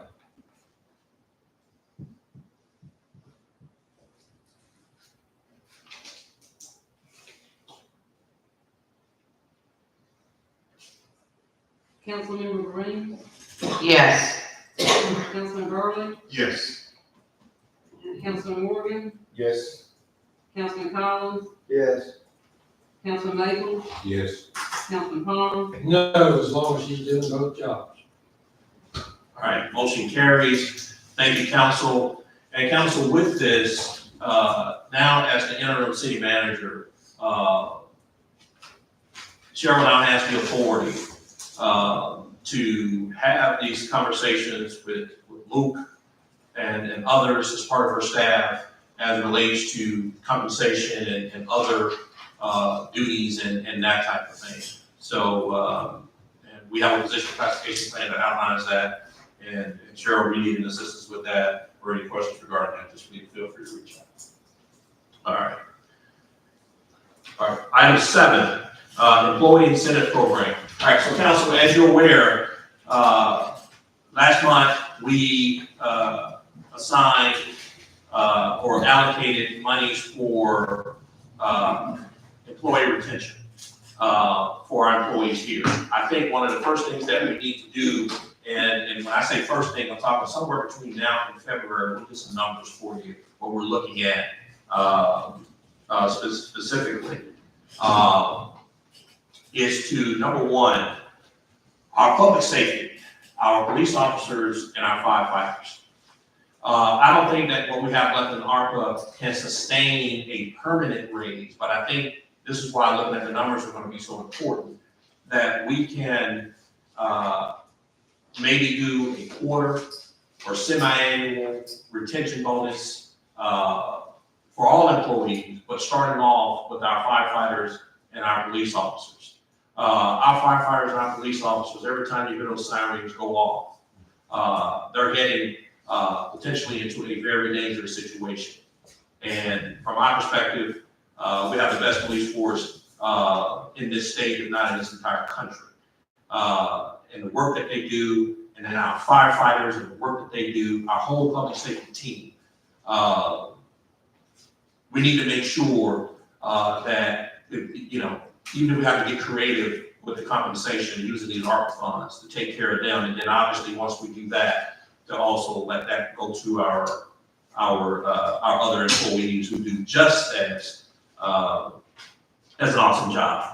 But I think that somewhere between now and February, no later than March, working with the interim city manager and the CFO to figure out what that number is and do what we said we were going to do last month in terms of this retention incentive program for our employees and specifically leading it off with our public safety team. Is there an automatic percentage salary increase per year, or is that something that the council decides on a budgetary basis? Yeah, so typically it's been a budgetary deal, and I think we've been hovering somewhere between 2.5 and 3%. So you would want to do something in addition to that for those that stay on the force, so to speak? Absolutely, Okay. absolutely. So you have to stay, and we would just have to decide if it's a 6-month thing or if it's an annual thing? And that's where getting the hard number for what we have in ARPA, because remember, we just did percentages. Yes. So when we see what that hard number is, then we can go ahead and, as a council, well, first, staff will, come up with a global plan, if you will, and then bring that to us and see how it works, so that A, we're taking care of public safety and taking care of our, staff. of the rest staff. Yes, ma'am. Okay, I think it's very good. Thank you. All right, any questions or comments regarding that, council? All right, thank you. All right, item 8, implement weather stations, and because this is something that was born out of the awesome mind of Councilman Morgan, having to speak on the importance of these weather stations and what we can potentially do going forward. The good news is we've already got contracts in place. It's a matter of getting people out that help us out. So, Councilman Morgan. Yes, sir. Definitely, this has been a continued conversation. We know we experience adverse weather at times. I think now we're leaning into a cold season, and often during the summer, we do have large amounts of heat as well. And when we think about our house population, just folks that are out and about, even city staff that need to get in and out of the weather. We talked about using various forms of ARPA dollars. We looked at partnerships with local churches to do this before. I think I've even had a thought of, what's going on with some of the hangars out at the airport, what that also could look like as implement weather stations. So this is still a topic of high interest. Just looking forward to continued thought, collaboration on how we can really lock in on our permanent implement weather station as well. I just checked the weather on my phone and it's 39, feels like 26. So you might want to add cold to that as well. I think that's another valid point. Thank you. Yeah, and Councilmember Marie, one of the things that we did, we called it first, we had cooling stations, and then we did warming stations, and what we decided, because it goes from season to season, we just called it neighborhood. Gotcha. So it covers both of them, and to that point though, Councilman Morgan, if it works for you, my friend, what I would like to do is to amend the agenda to have the council vote. Now, we've already set a contract in place, so if you are a church or a nonprofit that has the room to bring folks in, the city of Camilla will pay $30 per person per day for that. But what I will do in amending the agenda for tonight to vote on this, and the stipulation would be for cold weather, 40 degrees or below, and for hot weather, 90 degrees or above. But because we're dealing with the cold right now, we can see where we are in the summer. But right now, I think what I would like to do, as Marie just pointed out, it's going to get colder real quick. So, council, what I'd like to ask, is there a motion to amend tonight's agenda to add as an action item, vote on tonight, to set the weather limit that would trigger the inclement weather contracts that we have in place to 40 degrees or below for the entities that will be willing to bring folks in. Is there a motion to add that item to the agenda tonight as an action item? So moved. Second. Our motion is properly second. Any discussion? All right. Maybe a little bit No. colder. I think 40 is, I'm not sure the average temperature is in Camilla. Somebody could probably look it up on their phone really quick, but I would think it would probably need to be a little bit colder than 40. Yeah, and that's In the my purpose. personal opinion. Yeah, and that's the purpose of it. It's 40 or below. So the temperature can be as high as 40 and can be as low as 40 below. So, So any day, anytime the temperature is below 40 degrees and you open your doors, you get $30 per person. there you go. Yes, ma'am. Oh, I see what you're saying. You're saying that the temperature, I think 40 is too hot. 40 really? degrees is too hot. Just my personal opinion. I would maybe, I don't know. And that's, Yeah, because you can have, as you just mentioned, but what did you just say on your? well, my phone said that right now it's 39, but the wind chill Yes, ma'am, is is what, 26. and that's the point that I'm making. So, okay. Because, Well, what does everybody else think? I mean, if you're in, What is it right now? right now, 39. temperature, What is 40 approved that we need more? yeah, so I looked today the- and we had the contract, now, I believe it was 40 before, but I couldn't find it in the minutes. So to avoid any particular conflict, I said, you know what, we'll just re-vote on it and call it a day.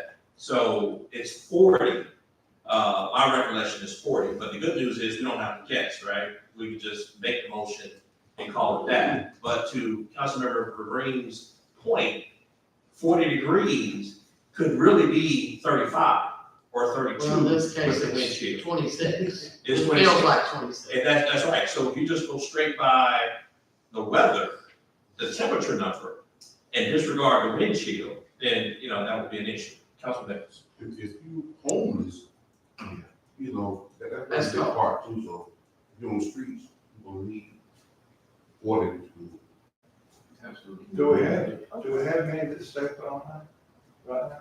Say that once more. Do we have any inclement weather stations? How many do we have that stay put on high?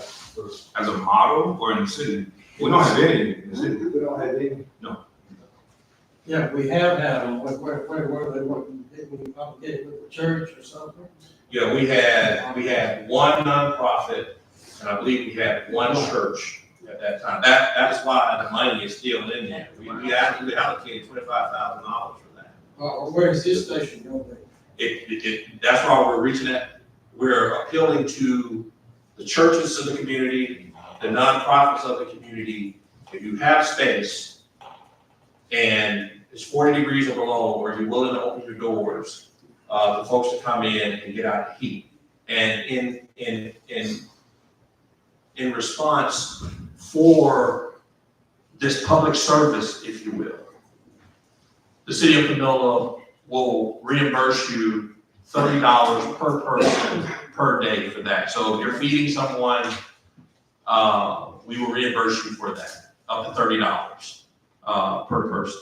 So this is strictly a volunteer-based deal, Councilman, that we're hoping that churches and other nonprofits will open their doors for this. And to Councilman Morgan's point, that we probably should, in the very near future, start talking about permanent solutions as a city. So we have added it to, we've already added it to the agenda. No, that's just what That's I'm it. right now. Oh, okay. Yes, All ma'am. right. So 40 is the average January low.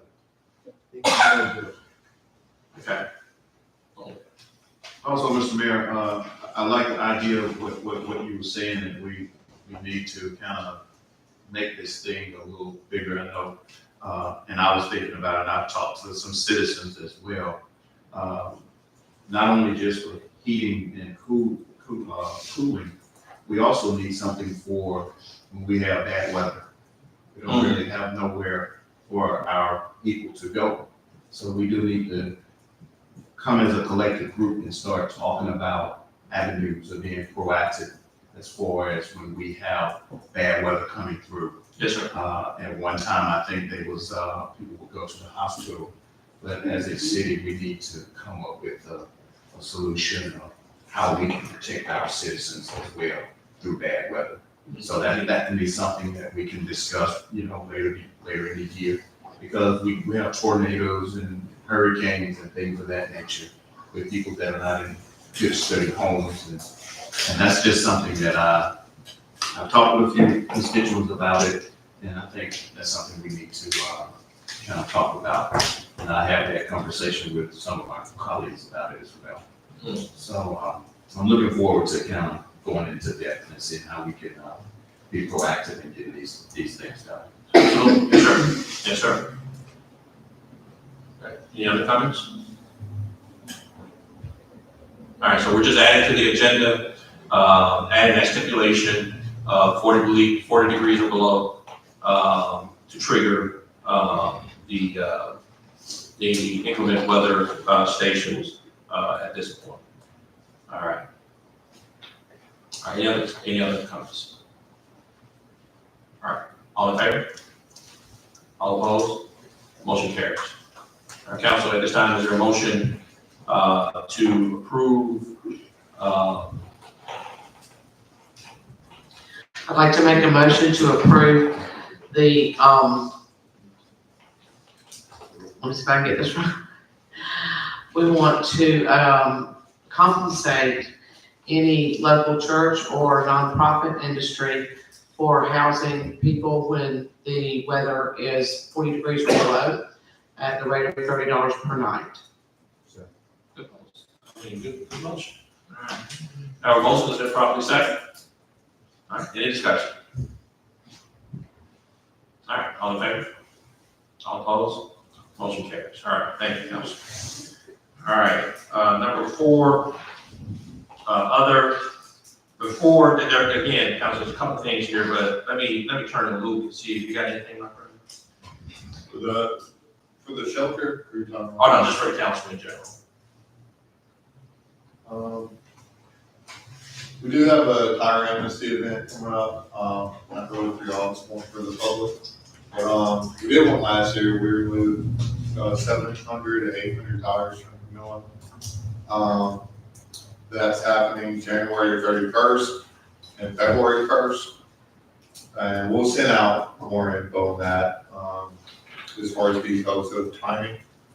That again is a STAR program through the EPD. We pay for it at first, but it's 100% reimbursed for. So would it be like when you picked up my couch? No, You just put the tires out on the side of the road? No, you bring it to the facility. Oh, you bring the tires in, okay. Yeah, and that's gonna be at Public Works. All right, would there be a maximum number that you can bring in? at Yeah, one that's time? gonna be out. Last year we did 8. Okay, gotcha, And Probably mid-month, I'll get the entire information. gotcha.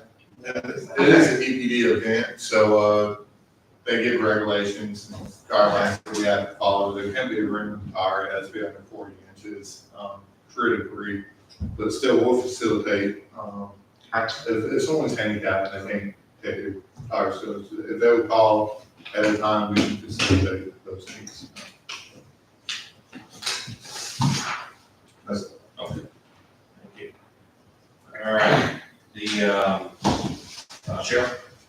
The only thing that I have is I gave a copy to everybody of the, agreement with Valenti to perform our audit for fiscal year ending September 30th, 2024. And we can vote on this at the council meeting. I got it until the 13th or 14th. So I'll just take a look at it. It's a standard contract for agreement.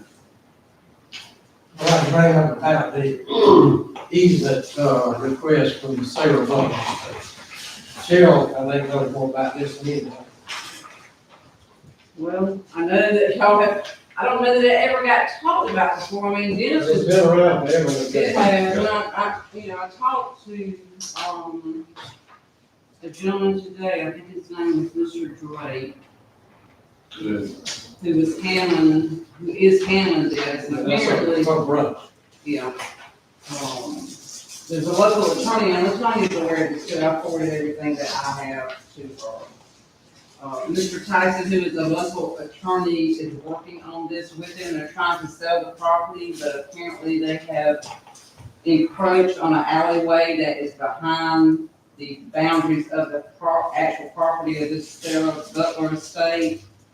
It's his understanding that the city does not have title to this property, all we have is utility easement. It's an easement, from what I understand. And that we We would do not need- have a fee simple title, it's an easement. Right, and that it's his understanding, and I'll talk behind him, but Tony can weigh in just a minute, that the city would just need to quit claiming the easement, I guess to get us out of the picture, and Luke is familiar with the property, he says we don't use the alley. Yeah, we've been back there, the alley behind the house on the west side of the property, we use, there's some manholes out there that we maintain, as well as storm drains.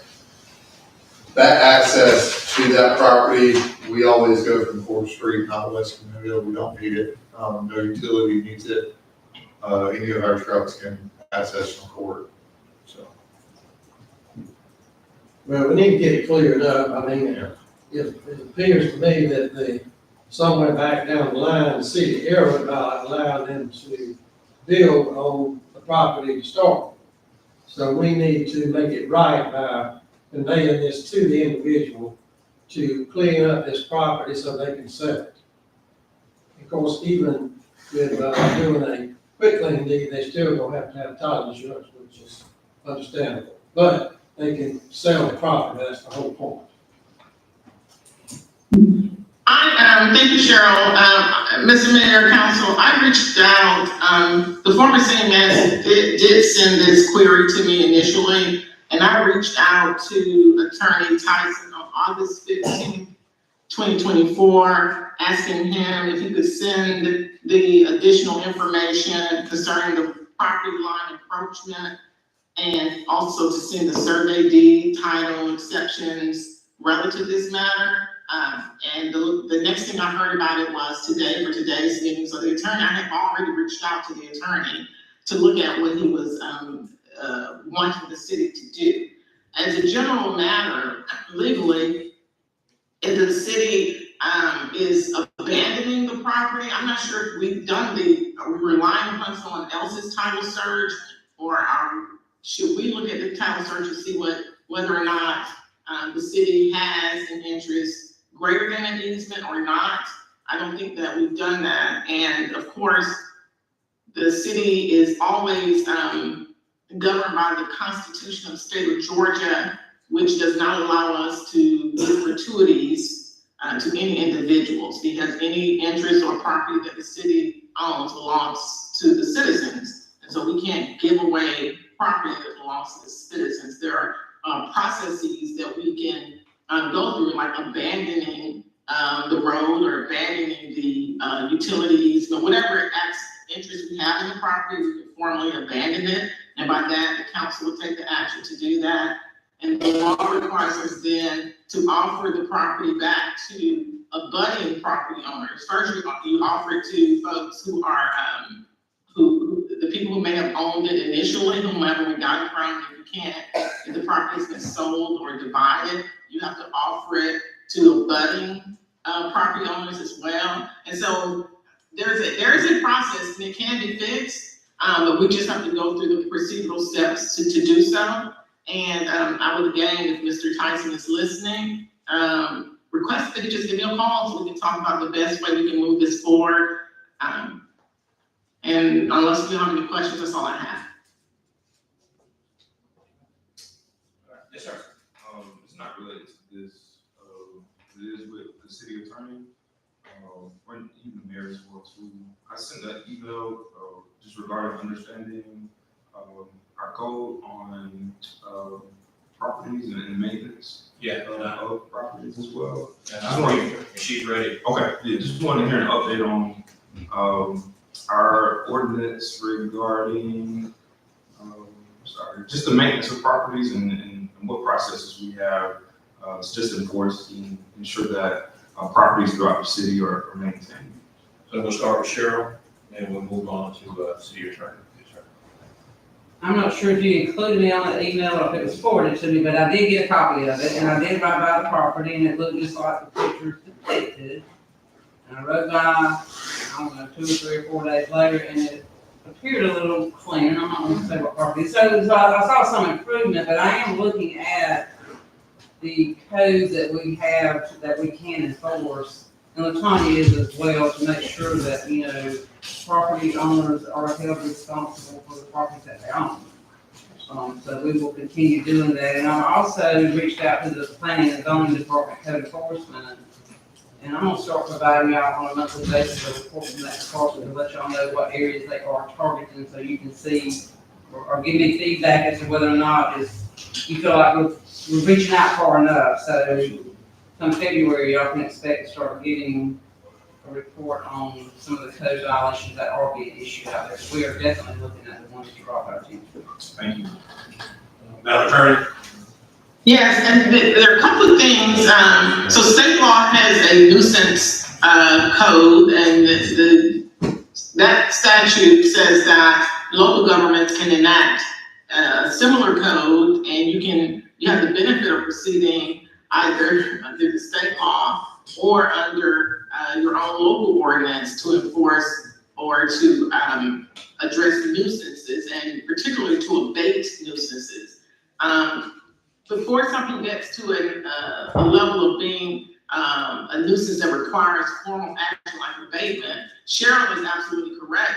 Code enforcement has its own authority to go out and issue citations if their grass is overgrown, if the property is in an obvious state of disrepair that violates city code, if there's trash and litter on the property. All of those things can be handled by way of code enforcement, which is, because it carries a possible criminal imprisonment, ultimately, I don't think anyone normally goes, but it's considered a criminal proceeding. So those citations can be issued and handled in your municipal court with your solicitor prosecuting for those. The nuisance abatement action that can also be filed in magistrate court or superior court, depending on whether you want to go forth through your local ordinance or your statute, the Georgia statute on nuisances. That is a civil matter. So it can be handled civilly, and then with the process, and there has to be a certain standard met before something can be considered a nuisance that requires abatement and the filing of a formal petition. Ultimately, the property owner will be given an opportunity of so many days to cure the deficiency. And if they did not take action within the time ordered by the magistrate court or superior court judge, then the city could go in, take that action to bring the property into code, bring it up to code, and then the city would have a lien in the amount of all of the efforts it took and to clean the property up. That lien will be sent to the tax commissioner. The tax commissioner could then auction the property off in the same manner as he does with other properties up for sale for unpaid taxes and auction them out. And the city's lien would take precedent over every other lien except the mortgage. No, it would take precedent even on the mortgage. It would take precedent, I think it's only secondary to the property tax liens. And so that's how the city would recoup its money by ultimately getting the property sold and to recoup its money that it expended in getting the property brought up to code. So you have a variety of options to handle property that's not being maintained or operated in the manner consistent with your code of ordinances. Gotcha. And then with code enforcement just kind of taking action, are they able to just kind of issue citation on site? Is there review? And then I'm just thinking about repeat offenders, and then just kind of where does code enforcement power lie with that? Yes, so I prosecuted these. I did code enforcement prosecutions for about a decade in a prior position. And code enforcement does not have to do anything beforehand. They can go on and issue if they see a violation, they can issue a citation. officer sees you speeding, he doesn't have to, wait until the third time he sees you speeding to issue you a speeding citation. So, or, some jurisdictions or some folks may decide we're gonna issue you a warning. So let's say if code enforcement went out, they saw something, and so listen, I'm gonna give you a warning, get this cleaned up. I'm gonna come back in 7 days. They go back in 7 days, it's still not cleaned up, or the matter is still in disarray, then they can issue the citation. But that's in the complete discretion of the code enforcement, whether or not they want to issue warnings. The same way a police officer could give you a warning for speeding if they so chose to do so. I think that depending on the level of the severity, and the willingness of the property owner, the code enforcement can make that determination based on their own observations and interactions with the folks. And I also say that when they go to court, let's say they go to magistrate court, municipal court, forgive me. Municipal court. The municipal court issues the fine, and 2 months later they come back. Well, if they come back again for the same thing, the municipal judge, they know it, and the code enforcement would then, explain that this is a repeat offender. Your Honor, your solicitor would say that, and maybe there'll be a heavier fine. Ultimately, if they continue to be a repeat offender, the maximum fine or jail time comes in. Ultimately, they can serve up to 12 months in prison for violating violating the city ordinance. I also know that if something is, this is a powerful tool to the city, cities and counties are authorized to use. So there's a condition on the property that they have been warned about and told to clean up or take care of it, and they haven't. And every day that condition exists, you can cite them. So if it's 20 days, it's, is trash, litter, garbage times 20. We gave you a warning, 7 days later, it's still not cleaned up. It's 20 days later, so you can issue them a citation for every day. That adds up, and sometimes that gets false attention. So that's how you deal with repeat offenders. Ultimately, they will get the picture. Most folks will get the picture and not want to spend their money or possibly face imprisonment, and they will take steps to clean their property up. Thank you so much. All right, thank you, Madam Attorney. And everybody, just real quick, HB 581, homestead exemption. What I'm gonna ask the council to do, just real quick, typically, well, for this particular referendum, if you will, here in the county, you had roughly 60%, almost 60% of the public said that they wanted this, right? This homestead exemption, this new law. And from what I can tell, the same numbers were about the same for the city of Camilla. However, the legislature added in the statute or in this law, that local governments or entities, school boards, can opt out of HB 581 if they wanted to. So it's a little different than something that the folks voted on and it goes right into, effect, if you will. If an entity, a government entity wanted to opt out, you have to go through 3 public hearings, the same notification type of parameters and procedures that you normally would have to do for other tax stuff. But the legislature only gave us our government entities until March 1st to make up our minds if we wanted to opt in or opt out. Obviously, we're dealing with 2 issues. A citizenry that said, hey, we wanted this, but we're also dealing with a situation where folks are asking questions about it post-election, post January 1st, because we couldn't do anything with this until after January 1. What I'm going to recommend to you council, just something that you can think about. I'm only asking for a consensus that we're gonna move this,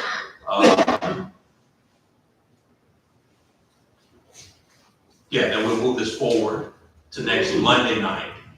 Is this, if we act like legislatively as a council that we're going to opt out, that doesn't necessarily mean that we have to opt out.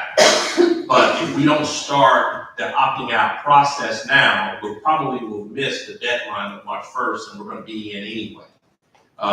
And there is no coming back, if you will. If we're in on March 1st, that's it. We're in. So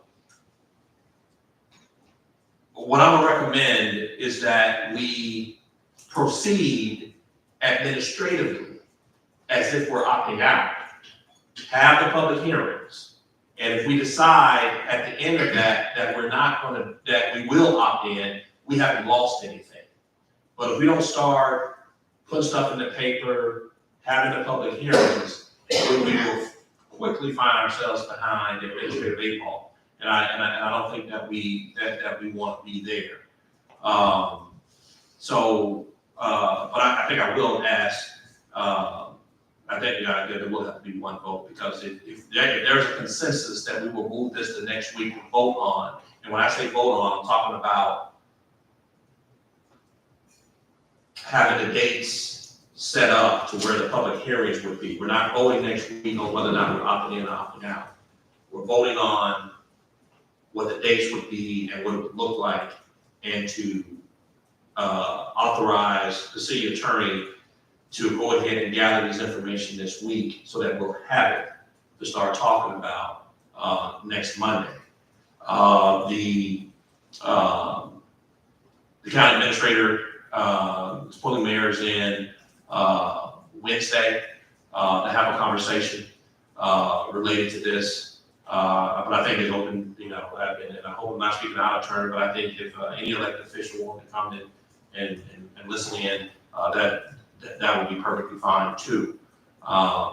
So let me just be quiet for a second and just, are there any, what are the generic thoughts as it relates to HB 581? Yes, sir. I think we should proceed to opt out. I don't like the legislation. I think it was bad because it's going to ultimately cost us money. You're going to make it up from somewhere else. Fair enough. So you might as well leave it in place like this. I think it's fair, and let this, let's opt out of that. It was not wise legislation. I attended the county commission meeting, and Mr. Kenneth Cox and the county administrator, the county finance, all of them are against it. That's right. So I think that, Everybody is. your suggestion is a very good It's idea. just Go fair. ahead and start the proceedings to do that. Okay. We need to make a motion to. Yes, sir. And the motion would be to authorize, and to Councilman Palmer's point, we'll get what those numbers actually look like. So we'll at least have that in our hands, especially if the citizens want an explanation on why we did this or that. So the motion would be to authorize. I'm sorry. In the agenda, right, to add that. Yes, sir. Yes, sir. And that is to allow the, A motion to amend the agenda so that we can, opt out of House Bill 581. That's good. and authorize the city, And authorize the, city attorney to begin proceedings for the 3 hearings. What do you think about that, Madam Attorney? I think that was perfect. Okay, perfect, all right. Have a motion? Second. Second. Motion for a second, any other discussion? All right, all in favor? All opposed? All right, same motion? Same motion, I'd like to make the motion that we begin proceedings for opting out of House Bill 581 by asking the city attorney to begin the process of the 3 public hearings. Second. Have motion for a second, any discussion? All in favor? Aye. All opposed? Motion carried. Thank you. And council, literally 3 minutes, promise. Airport, new airport, terminal. 2025, we've got to start thinking seriously about improving our terminal out at the airport. This is, we got an opportunity to get up to about 90% reimbursement back if we build it ourselves. But there's things we still got to do out there in terms of security. It's not something that we can vote on tonight or the next month or the month after that. Just put that in your head. If you haven't been out there to the airport, please take a visit out there. See the new AWAS system that we got. And they've done real good work at the terminal down there. And they fixed that thing up a little bit. But it's time for us to go ahead and get into the 21st century as it relates to our terminal in terms of going forward. And then lastly, there's a fuel trucker, a fuel tanker out there that we've been leasing for about 7 years. And we spent more on lease than what the thing is worth. And the supervisor out there, Nick, is suggesting that we buy the thing outright. It's about $45,000. If not, we'll just keep paying the same lease until whenever this thing breaks down. It's in the budget. But obviously, like I told Nick and told the CFO, at least wanted you to have an opportunity to think about it and look at it. If you want to, take a ride out, have a look at the truck, if you will. But that's something that we're gonna have to make a call on between now and February. How much is the lease? Man, I think they're negative L too. You get it before me. But is the truck worth $45,000? Yeah, so I had Nick do some analysis and look around what a comparable truck would be, and it's actually a pretty good deal. A lot of these trucks that are 15, 20 years old still want 6 figures for them. But is this a salvage value or not? Salvage value? We didn't have an agreement with them for. No. Salvage or nothing. Indeed, there is nothing in place other than we just keep paying the money. I said buy. So could that be an action item at Monday's meeting? It could be if you like. Okay. Okay. And I'll tell you what, so let me just ask you, we got an email here, I'll forward it to you guys. Okay. Yes, sir. But it made sense. Yes, Just let's looking go at it ahead now. with the truck. All right. Yeah. So is there at least 3 council members to make this an action item for next month? All right, thank you, everybody. All right, we got anything else? All right, so motion to adjourn. So moved. We are adjourned. Thank you, everybody.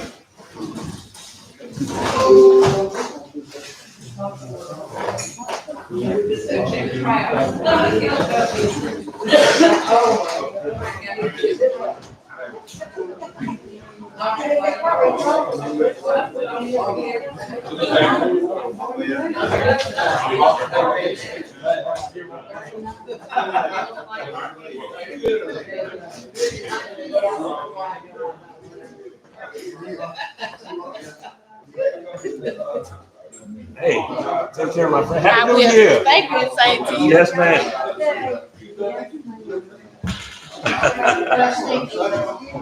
Yeah.